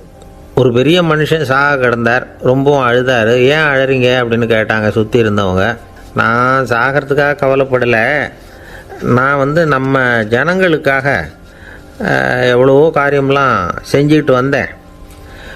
நான் செஞ்சுக்கிட்டு வந்த சேவையை இனிமேல் யார் செய்ய போகிறாங்க, அது யாரால முடியும், அதை நினச்சி தான் அழறேன் அப்படின்னாராம். ஒருத்தர் முன்னாடி வந்தார். அதுக்காக நீங்கள் கவலைப்படாதீங்க, உங்கள் சேவையை தொடர்ந்து செய்கிறதுக்கு என்ன மாதிரி இளைஞர் பட்டாலும் தயாராக இருக்குது, இருந்தாலும் எங்கள் கவலை என்னென்னா அப்படின்னு இழுத்தார். என்ன சொல்லுங்கன்னு கேட்டார் அவர். நீங்கள் இது வரைக்கும் என்ன சேவை செஞ்சுக்கிட்டு வந்தீங்க, அதுதான் எங்களுக்கு இன்னமும் புரியாத புதிராக இருக்குது அப்படின்னாராம் அவர். இந்த காலத்து புள்ள ஒருத்தன் தன்னோட அப்பாவை பார்த்து சொன்னான், அப்பா, நான் உனக்கு உதவி செய்யலாம்னு நினைக்கிறேன், என்ன உதவி செய்யணும்னு சொல்லு அப்படின்னா. நீ சும்மா இருந்தால் அதுவே எனக்கு செய்கிற பெரிய உதவிடா அப்படின்னார் அப்பா. சும்மா இருக்கிறதும் ஒரு உதவி தான், அது மாதிரி மௌனமும் ஒரு சமூக சேவை தான் அப்படிங்கிறார் காஞ்சி பெரியவர். நமக்கு 5 புலன்கள் இருக்குது, மெய், வாய், கண், மூக்கு, செவி. இந்த 5லேயும் அதிகப்படியான வேலை எதுக்குன்னு நினைக்கிறீங்க? வாய்க்கு தான். ஏன்னா அதுக்கு 2 வேலை. இப்போ கண்ணுக்கு பார்க்குறது மட்டும்தான் வேலை, காதுக்கு கேட்குறது மட்டும்தான் வேலை, மூக்குக்கு வாசனை அறியறது தான் வேலை, உடம்புக்கு உணர்றது மட்டும்தான் வேலை. ஆனால் வாய் அப்படி இல்லை, அதுக்கு 2 வேலை, சாப்பிட்றதும் அதுதான், பேசுகிறதும் அதுதான். அதாவது வாய் ஒன்று தான் கர்மேந்திரியமாகவும் இருக்குது, ஞானேந்திரியமாகவும் இருக்குது அப்படின்னு சொல்லுவாங்க. சாப்பாட்டில் உட்காந்தா எந்தெந்த ஆகாரம் என்னென்ன ருசின்னு அறிவிக்கிற வேலையும் செய்யுது. சபையில் உட்காந்தா பாடுறது, பேசுறது, சிரிக்கிறது, இது மாதிரியான வேலையும் செய்யுது. இன்னொரு வித்தியாசம், கண்ணு, காது, மூக்கெல்லாம் ஸ்ட்ரெயின் பண்ணிட்டு வேலை செய்கிறதில்ல. ஒரு ரோஜா பூ பார்த்தா உடனே மூக்கு அப்படியும் இப்படியும் அசைய ஆரம்பிக்கிறதில்ல. ஒரு சங்கீதத்தை கேட்ட உடனே காது ஆட ஆரம்பிக்காது. ஆனால் வாய் அப்படி இல்லை, அது பேசினாலும் சரி சாப்பிட்டாலும் சரி அசைஞ்சு தான் ஆகணும். ஆக மற்றதை விட வாய்க்கு வேலை ஜாஸ்தின்னு தெரியுது. சாப்பிட்றது, பேசுறது அப்படின்னு 2 காரியம் அதுக்கு. இப்படி 2 காரியம் இருக்கிறதுனால அது 2ஐயும் பாதியாக குறைச்சிக்கணுங்கிறது கடவுள் அபிப்பிராயமாக இருக்கணும் அப்படிங்கிறார் காஞ்சி பெரியவர். ஆனால் இப்போ நாம் அப்படியே நடந்துக்கிறோம், அதுக்கு நேர்மாறாக நடந்துக்கிறோம். நாம் சாப்பிட்றதும் அதிகம், பேசுகிறதும் அதிகம், 2 வேலையையும் தேவைக்கு அதிகமாகவே செய்கிறோம். வாய் தான் ரொம்ப ஓவர் ஒர்க்குடு. அதுக்கு ஓய்வு கொடுத்தா உடம்பும் நல்லாயிருக்கும், உலகமும் நல்லாயிருக்கும். மௌன விரதம் இருக்கிறதெல்லாம் எதுக்காக நினைக்கிறீங்க? இதுக்காக தான். இந்த காலத்தில் மௌனமாக இருக்கிறவங்கெல்லாம் மகத்தான தொண்டு செய்கிறாங்க அப்படின்னு தான் சொல்லணும். சத்தம் அதிகமாக போய் தான் சவுண்டு பொல்யூஷன் வருது. அது மட்டும் இல்லை, மௌனமாக இருந்தால் சண்டை சச்சரவே வராது. மௌனம் கலக நாஸ்தி. ஆக இதுவும் ஒரு சமூக சேவை தான். நமக்கு தான் வாய் இருக்குதுங்கிறதுக்காக வசமாக சாப்பிட்றதும் தப்பு, வளவளன்னு பேசுகிறதும் தப்பு. ஒரு கருத்தை சொல்கிறதுக்கு ஒரே ஒரு சொல்லு போதும் அப்படின்னு இருக்கும்பொழுது 2 சொற்களை செலவு பண்ணாதே. எவ்வளவு சொன்னாலும் அதனால் ஒரு பயனும் விளையாது அப்படின்னு தெரிய வருமேயானால் அந்த ஒரு சொல்லையும் விரயம் பண்ணாதே அப்படிங்கிறார் ஒரு அறிஞர். எல்லா குணங்கள்லேயும் மௌனம்தான் சிறந்தது அப்படிங்கிறார் ஒருத்தர். மௌனமாக இருக்கிறது மூலமாக மற்றவர்கள் குறைகளை நம்மளால் தெரிஞ்சிக்க முடியும். அதே சமயத்தில் நம்மகிட்ட இருக்கிற குறைகளை மற்றவங்களுக்கு தெரியாமல் மறைச்சிக்கவும் முடியுங்கிறார் அவர். உண்மைதானே? ஒரு பெரிய மேடை பேச்சாளர், பொது வாழ்க்கையில் 25 வருஷ காலமாக ஈடுபட்டிருக்கிறவர். அவர் மனைவி ஒரு நாள் சொன்னாங்க, எங்கள் வீட்டுக்காரர் 25 வருஷ காலமாக பொது வாழ்வில் ஈடுபட்டிருந்தா கூட இந்த மாதம் 10ஆம் தேதியிலேருந்து தான் மக்களுக்கு சேவை செய்ய ஆரம்பிச்சிருக்கார் அப்படின்னாங்க ரொம்ப பெருமையாக. 10ஆம் தேதிக்கு அப்படி என்ன விசேஷம் அப்படின்னு கேட்டோம். அன்னையிலேருந்து தான் அவர் மேடையில் பேசுகிறத நிறுத்தினார் அப்படின்னாங்க அந்த அம்மா. ஒரு நண்பர் அவசரமாக என்கிட்ட ஓடி வந்தார். அப்புறம் சொன்னார், என்னால் நம்பவே முடியல சார், என் பையனை அப்படி அப்படின்னு சொல்லி ஆச்சரியப்பட்டார். உங்கள் பையன் அப்படி என்ன தான் செஞ்சுட்டான் அப்படின்னு கேட்டேன். என்னால் முடியாத ஒரு காரியத்தை அவன் செஞ்சுட்டான் சார் அப்படின்னார். அது என்னன்னு தான் சொல்லுங்களேன். என்ன 5வது வகுப்பில் அவன் ஒரே தடவையில் தேறிட்டான் சார், அதாவது ஒரே அட்டம்ப்டில் பாஸ் ஆகிருக்கான் அப்படின்னார் மூச்சு வாங்க. கஷ்டப்பட்டு பரீட்சை எழுதுனது அவன், இவருக்கு ஏன் மூச்சு வாங்குது? நம்மால் செய்ய முடியாத ஒரு காரியத்தை இன்னொருத்தர் செய்யும் பொழுது அது நமக்கு ஆச்சரியமாக இருக்குது. சர்க்கஸ் பார்க்குறோம், ஒருத்தர் அந்த இடத்துல தொங்குறார், அது நமக்கு ஆச்சரியம். ஏன்னா அது நம்மால் முடியாத காரியம். நம்மால் முடியாத ஒன்றை அடுத்தவர் எளிதாக செய்யும் பொழுது நாம் மருள்வது இயற்கை. இதை தான் தொல்காப்பியம் மருட்கை அப்படின்னு சொல்லுது. இந்த வியப்பு இருக்குதே, இது 4 வகையில் ஏற்படுறதாக தொல்காப்பியம் சொல்லுது. அது என்ன 4 வகை? முதல் வகை எப்படின்னா புதுமையான அரிய செயல்களை செய்கிறது. 2வது வகை என்னென்னா பெரும் செயல்களை செய்கிறது. 3வது வகை என்னென்னா மிக நுட்பமான செயல்களை செய்கிறது. 4வது வகை என்னென்னா ஆக்கம் தரும் செயல்களை செய்கிறது. புதுமை, பெருமை, சிறுமை, ஆக்கமோடு மதினம் சாலா மருட்கை 4 அப்படிங்கிறது தொல்காப்பியம். இன்றைக்கி விஞ்ஞானம் புதுசு புதுசாக எதையோ கண்டுபிடிக்குது. ஆரம்பத்தில் அது ஆச்சரியமாக இருக்குது, அப்புறம் அது நமக்கு பழகி போயிடுது. வானொலி பெட்டி புதுசாக வந்தப்போ ஒரு பெட்டி பேசுதுங்கிறது எவ்வளோ பெரிய ஆச்சரியம். இப்போ யாரும் அதை ஆச்சரியமாக பார்க்குறதில்ல. மதினம் சாலா மருட்கை அப்படின்னு ஒரு சொற்றொடர் வருது பாருங்கள், அதில் கருத்தாழம் உண்டு. எதை பற்றியும் போதுமான அளவு புரிந்து கொள்ளாத போது ஒருத்தர் ஆச்சரியப்படுறார். புரிந்து கொண்ட பிறகு ஆச்சரியம் மறைஞ்சு போடுது. மிக நுட்பமான செயல்களும் நம்ம ஆச்சரியப்பட வைக்கும். ஒரு அரிசியில் ஒரு திருக்குறளை எழுதி காட்டுறாங்க, ஒரு முட்டை ஓட்டுக்குள்ளே ஓவியம் தீட்டி காட்டுறாங்க. கருங்கல் சிற்பங்களில் எவ்வளவு நுட்பமான வேலைப்பாடுகளை எல்லாம் பார்த்து ஆச்சரியப்படுறோம். இது மாதிரி ஆக்கப்பூர்வமான அரிய செயல்களை செய்கிறது கூட வியப்பை உண்டு பண்ணும். குப்பை கூலங்களை கூட வாழ்க்கைக்கு பயன்படுகிற பொருளாக மாற்றுகிறவர்கள் இருக்காங்க, அவர்களுடைய செயல் வியப்பு அளிக்குது. இடைக்காட்டு சித்தர் பாடின 30 நூலில் வர்ற ஒரு பாடல், ஆற்றல் பிறர் அறிதலின் அகம் கிளர்வு உறுதலின் கற்று அறி பாணர் கெழுமிய கோடலின் தோற்றம் உருகவே போற்றல் சால் வியப்பே. ஒருத்தருடைய ஆற்றல் தெரியாமல் இருந்தது, அவருடைய அரிய செயலை பார்க்கும் பொழுது வியப்பாக இருந்தது, மனசுக்குள்ள கிளர்ச்சி. பாவலர்கள் இவர்களுடைய புகழை பாடி மற்றவர்களும் தெரிந்து கொள்ளுமாறு செய்கிறார்கள் அப்படிங்கிறது தான் ஒரு யதார்த்தமான உண்மை. ஆக எல்லா வகையிலும் மக்கள் தங்களுடைய வாழ்க்கையில் முன்னேறுவதற்கான வழிகாட்டுகிற ஒரு மெய்ப்பாடு தான் வியப்புங்கிறது. இந்த காலத்தில் நம்ம எப்படியெல்லாம் ஆச்சரியப்பட வைக்கிறாங்க. ஒரு ஆளை பிடிச்சி ஜெயிலில் கொண்டு வந்தாங்க. ஜெயில் அதிகாரி அவனை ரொம்ப ஆச்சரியமாக பார்த்தாராம். இவன் கேட்டான், ஏன் சார் அப்படி பார்க்குறீங்க, நான் இப்போ இங்கே வர்றது உங்களுக்கு ஆச்சரியமாக இருக்குதா அப்படின்னு கேட்டிருக்கான். இதுக்கு ஜெயில் அதிகாரி சொல்லியிருக்கார், நீ இப்போ இங்கே வந்ததில் எனக்கு ஒன்றும் ஆச்சரியம் இல்லைப்பா, ஏற்கனவே நீ இங்கேருந்து விடுதலையாகி போய் 6 மாதம் ஆச்சு, இவ்வளவு லேட்டாக வர்றியே அதுதான் எனக்கு ஆச்சரியமாக இருக்குது அப்படின்னாராம். ஒருத்தர் ஒரு தவறு செஞ்சு விடுறாருன்னு வச்சுக்கோங்க, உடனே நீ செஞ்சது தவறு அப்படின்னு சொல்கிறது ஒரு வகை. அதுக்கு பதிலாக எது சரின்னு அவர் புரிந்து கொள்ள உதவி செய்கிறது இன்னொரு வகை. இந்த 2வது வகை இருக்குது பாருங்கள், நிர்வாக இயலில் இது ரொம்ப முக்கியம். அலுவலகத்தில் வேலை பார்க்குற ஒருத்தர் முக்கியமாக தெரிஞ்சுக்க வேண்டியது என்ன தெரியுமா? சக ஊழியர்கள்கிட்ட எப்படி பழகணும், மேலதிகாரிகள்கிட்ட எப்படி பழகணும், தனக்கு கீழே வேலை செய்கிறவங்கக்கிட்ட எப்படி பழகணும், வாடிக்கையாளர்கள்கிட்ட எப்படி பழகணும், இவங்க எல்லார்கிட்டையும் செம்மையான உறவை ஏற்படுத்திக்கிறது எப்படி, இதையெல்லாம் சொல்லிக் கொடுக்குற பாடம் தான் இன்டர் பர்சனல் ஸ்கில், திறமையான உறவு அப்படிங்கிறது. எந்த வேலையில் இருந்தாலும் சரி, இந்த உறவுகளை வளர்க்கும் திறன் உள்ளவங்க சீக்கிரம் முன்னுக்கு வந்துடுறாங்க.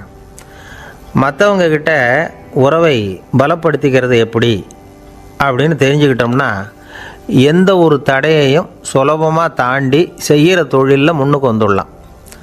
ஹார்வர்டு பல்கலைக்கழகத்தில் ஒரு கணக்கெடுப்பு பண்ணி பார்த்தாங்களாம். பார்க்குற வேலையில் எது மாதிரி குணாதிசயம் உள்ளவங்க வேகமாக முன்னுக்கு வர்றாங்க அப்படின்னு தெரிஞ்சுக்கிறதுக்காக இந்த கணக்கெடுப்பு. வெவ்வேறு துறையில் வேகமாக முன்னுக்கு வந்திருக்கிற பல பேரை சந்தித்து இந்த சர்வேயை நடத்தியிருக்கிறாங்க. அவங்க கண்டுபிடிச்சி சொல்லியிருக்கிற உண்மை என்ன தெரியுமா? ஒருத்தர் ஒரு வேலையில் இருந்தால் அது சம்பந்தப்பட்ட சப்ஜெக்ட் பற்றிய அறிவு 35% இருந்தால் போதுமா. ஆனால் உறவுகளை வளர்க்கக்கூடிய திறன், இன்டர் பர்சனல் ஸ்கில்லு 65% வேணும். இப்படி உள்ளவங்க சீக்கிரம் முன்னுக்கு வந்துடுறாங்களாம். அதனால் ஒருத்தருக்கு வேலை சரியாக புரியலைன்னா கூட விவரமாக மற்றவங்க கிட்ட பழகிறது எப்படின்னு புரிஞ்சால் போதும், அவர் முன்னுக்கு வந்துடலாம். அலுவலகங்களில் மட்டும் இல்லை, எல்லா இடங்கள்லேயும் இது ரொம்ப முக்கியம். வீட்டுக்குள்ளேயும் இது ரொம்ப முக்கியம், வீட்டுக்கு வெளியேயும் இது முக்கியம். அடுத்தவங்க கிட்ட பழகிறது எப்படிங்கிறத தெரிஞ்சிக்காதவன் வாழ்க்கையில் முன்னேற முடியாது. இன்றைக்கி ஆயுதங்களால் காயப்படுத்தி கொள்ளுகிறவர்களை விட வார்த்தைகளால் காயப்படுத்தி கொள்ளுகிறவர்கள் தான் அதிகம். பெரியவங்க என்ன சொல்கிறாங்க தெரியுமா? நீங்கள் இந்த பூமியில் பிறந்ததன் அர்த்தம் பூர்த்தி ஆகணும்னா அடுத்தவங்களுக்கு உதவி பண்ணுங்க. அடுத்தவங்களுக்கு உதவி செய்ய முடியாவிட்டால் கூட பரவாயில்லை, ஆனால் யாரையும் புண்படுத்தி விடாதீங்க அப்படின்னு சொல்கிறாங்க. எனக்கு தெரிஞ்ச ஒருத்தர் ஒரு அலுவலகத்தில் வேலை பார்க்குறார். அவர் சொல்லுவார், எனக்கு இந்த இன்டர்பர்சனல் ஸ்கில் ரொம்ப அதிகம் சார். சக ஊழியர்கள்கிட்ட ரொம்ப சுமூகமாக நடந்துக்குவேன். என் கூட வேலை பார்க்குற ஒருத்தருக்கு ஏதாவது ஒரு கஷ்டம்னா அந்த சமயத்தில் அவர் செய்ய வேண்டிய வேலையை நான் செஞ்சுருவேன் சார் அப்படிம்பார். நான் அவர்கிட்ட சமீபத்தில் அப்படி ஏதாவது செஞ்சுருக்கீங்களா அப்படின்னு கேட்டேன். செஞ்சுருக்கேன் சார். போன வாரம் புதன்கிழமை ஆஃபீஸில் என் பக்கத்து சீட்டுக்காரருக்கு வயிற்று வலி. உடனே நான் மெடிக்கல் லீவ் போட்டுவிட்டு எங்கள் வீட்டுக்கு போயிட்டேன் சார் அப்படின்னார். ஒரு அம்மா தெருவில் உட்காந்து என்னத்தையோ தேடிட்டு இருக்கிறாங்க. அந்த அம்மா ஒரு சுஃபி ஞானி. அவங்க பேர் என்னென்னா ரபியா அல் அடாவியா. அந்த அம்மாவுக்கு கண் கூட தெளிவாக தெரியாது. அந்த பக்கமாக வந்த சில பேர் இவங்களுக்கு உதவி செய்கிறதுக்காக வந்தாங்க. என்ன தேடிகிட்டு இருக்கிறீங்க அப்படின்னு கேட்டாங்க. இதுக்கு அந்த அம்மா, அந்த கேள்வி அவ்வளோ முக்கியத்துவம் இல்லை, நான் தேடிகிட்டு இருக்கிறேன், உங்களால் முடிஞ்சால் எனக்கு உதவி பண்ணலாம் அப்படின்னாங்களாம். உதவி செய்ய வந்தவங்களுக்கு ஆச்சரியம். எதை தேடுறோங்கிறது தெரியாமல் இப்படி ஏன் நேரத்தை செலவழிக்கிறீங்க? நாங்கள் எப்படி உங்களுக்கு உதவ முடியும்? எங்களுக்கு ஒன்றும் புரியலையே அப்படின்ட்டுருக்காங்க. சரி, உங்களை திருப்தி பண்ணுறதுக்காக சொல்கிறேன். ஒரு குண்டூசி தொலைஞ்சி போச்சு, அதை தேடுறேன் அப்படின்னாங்களாம் அந்த அம்மா. அதுக்கப்புறம் இவங்களும் சேர்ந்து தேட ஆரம்பிச்சிட்டாங்க. கொஞ்ச நேரம் ஆச்சு, ஒன்றும் கிடைக்கல. உதவி செய்ய வந்தவங்களும் அழுத்து போட்டாங்க. அப்புறம் கேட்டாங்க, பாருங்கம்மா, இது ரொம்பவும் பெரிய தெரு, அகலமான தெரு, அதனால் குறிப்பாக நீங்கள் எந்த இடத்துல அந்த குண்டூசியை தொலைச்சிங்க அதை சொல்ல முடியுமான்னாங்களாம். இதுக்கு அந்த அம்மா, நீங்கள் மறுபடியும் அர்த்தமில்லாத கேள்வியை கேட்குறீங்க, உங்கள் கேள்விக்கும் நான் தேடுறதுக்கும் என்ன சம்மந்தம்னாங்களாம். இதை கேட்டதும் அவங்க ஒரு மாதிரி ஆகிட்டாங்க. என்னம்மா நீங்கள் பைத்தியம் மாதிரி பேசுகிறீங்க அப்படின்னாங்களாம். சரி, உங்களை மறுபடியும் திருப்திப்படுத்துறதுக்காக சொல்கிறேன், அதை நான் எங்கள் வீட்டில் தொலைச்சுட்டேன் அப்படின்னாங்களாம். அப்புறம் எதுக்காக இங்கே தேடிட்டு இருக்கிறீங்க அப்படின்னு கேட்டிருக்காங்க.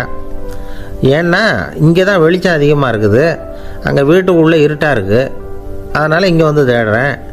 வெளிச்சம் உள்ள இடத்துல தானே தேட முடியும் அப்படின்னாங்களாம் அந்த ஞானி.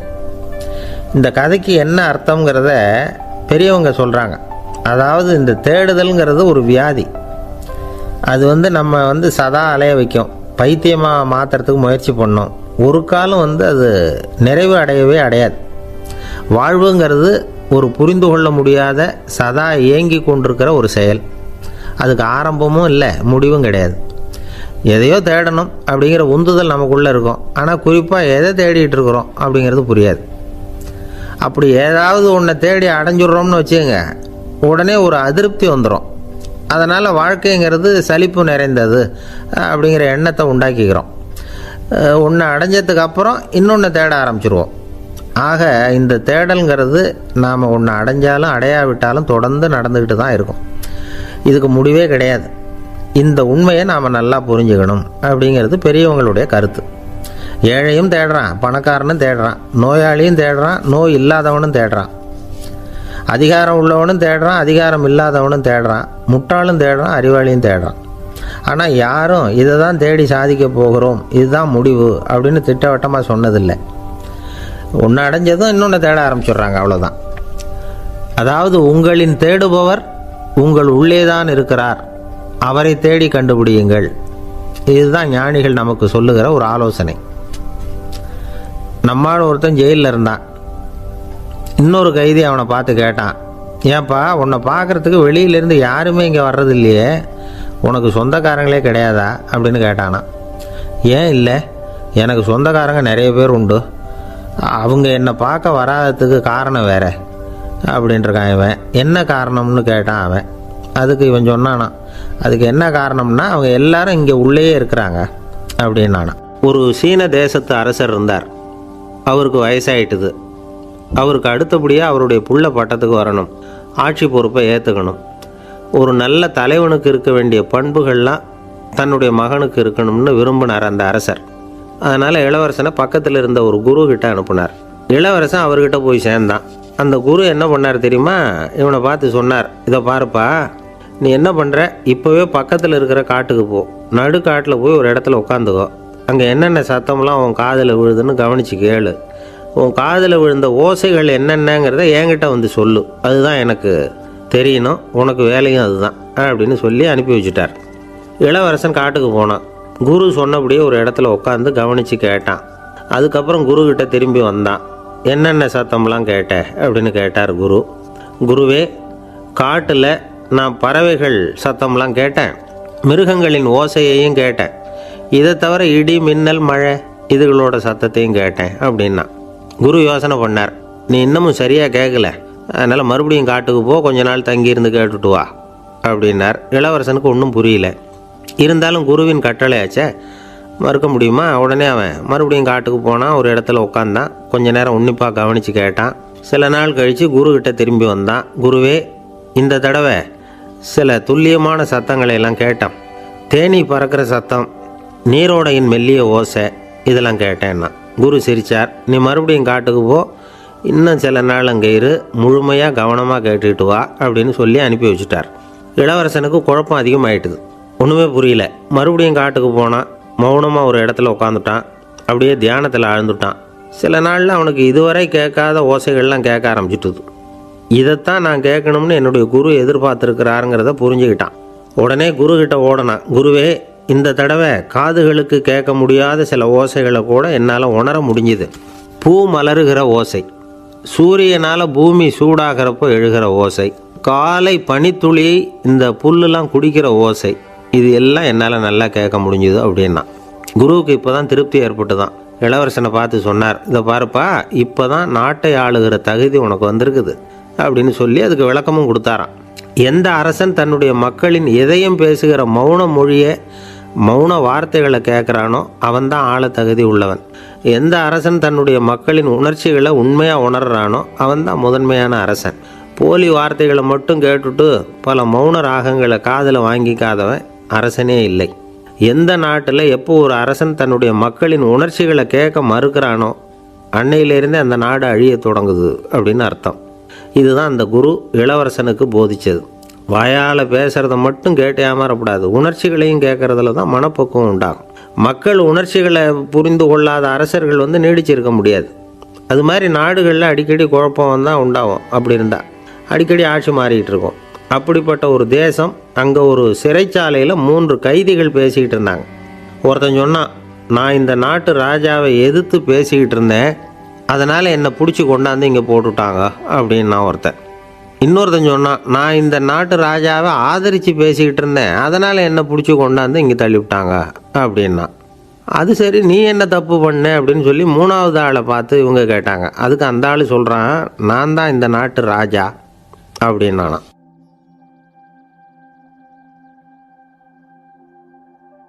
ஒரு விவசாயி விதைக்கிறதுக்காக வயல்வெளி பக்கம் போகிறார். விதைகளை அள்ளி வீசினார். அப்போ என்ன ஆச்சுன்னா, சில விதைகள் பாதை ஓரத்தில் விழுந்தது, சில விதைகள் முள் செடிகள் மண்டி இருந்த புதருக்கு இடையில் விழுந்தது, சில விதைகள் நல்ல நிலத்தில் விழுந்தது. பாதை ஓரத்தில் விழுந்த விதை என்ன ஆச்சுன்னா, அதெல்லாம் பறவைகள் கண்ணில் போட்டுவிட்டுது. உடனே உட்காந்து கொத்தி தின்னுட்டு போட்டுது. அதிகமாக மண் இல்லாத பாறை பகுதியில் விழுந்த விதையெல்லாம் லேசாக வேர் விட்டு முளைக்க ஆரம்பிச்சிது. அதுக்கப்புறம் வேர் கீழேயும் ஆழமாக போக முடியல, மேலேயும் சூரிய வெப்பம் அதிகம் தாங்க முடியல, எல்லாம் காஞ்சி கருகி போட்டுது. புதர் பகுதியில் சில விதைகள் விழுந்தது இல்லையா, முள் செடிகள் காடாக மண்டி போயிருந்தது.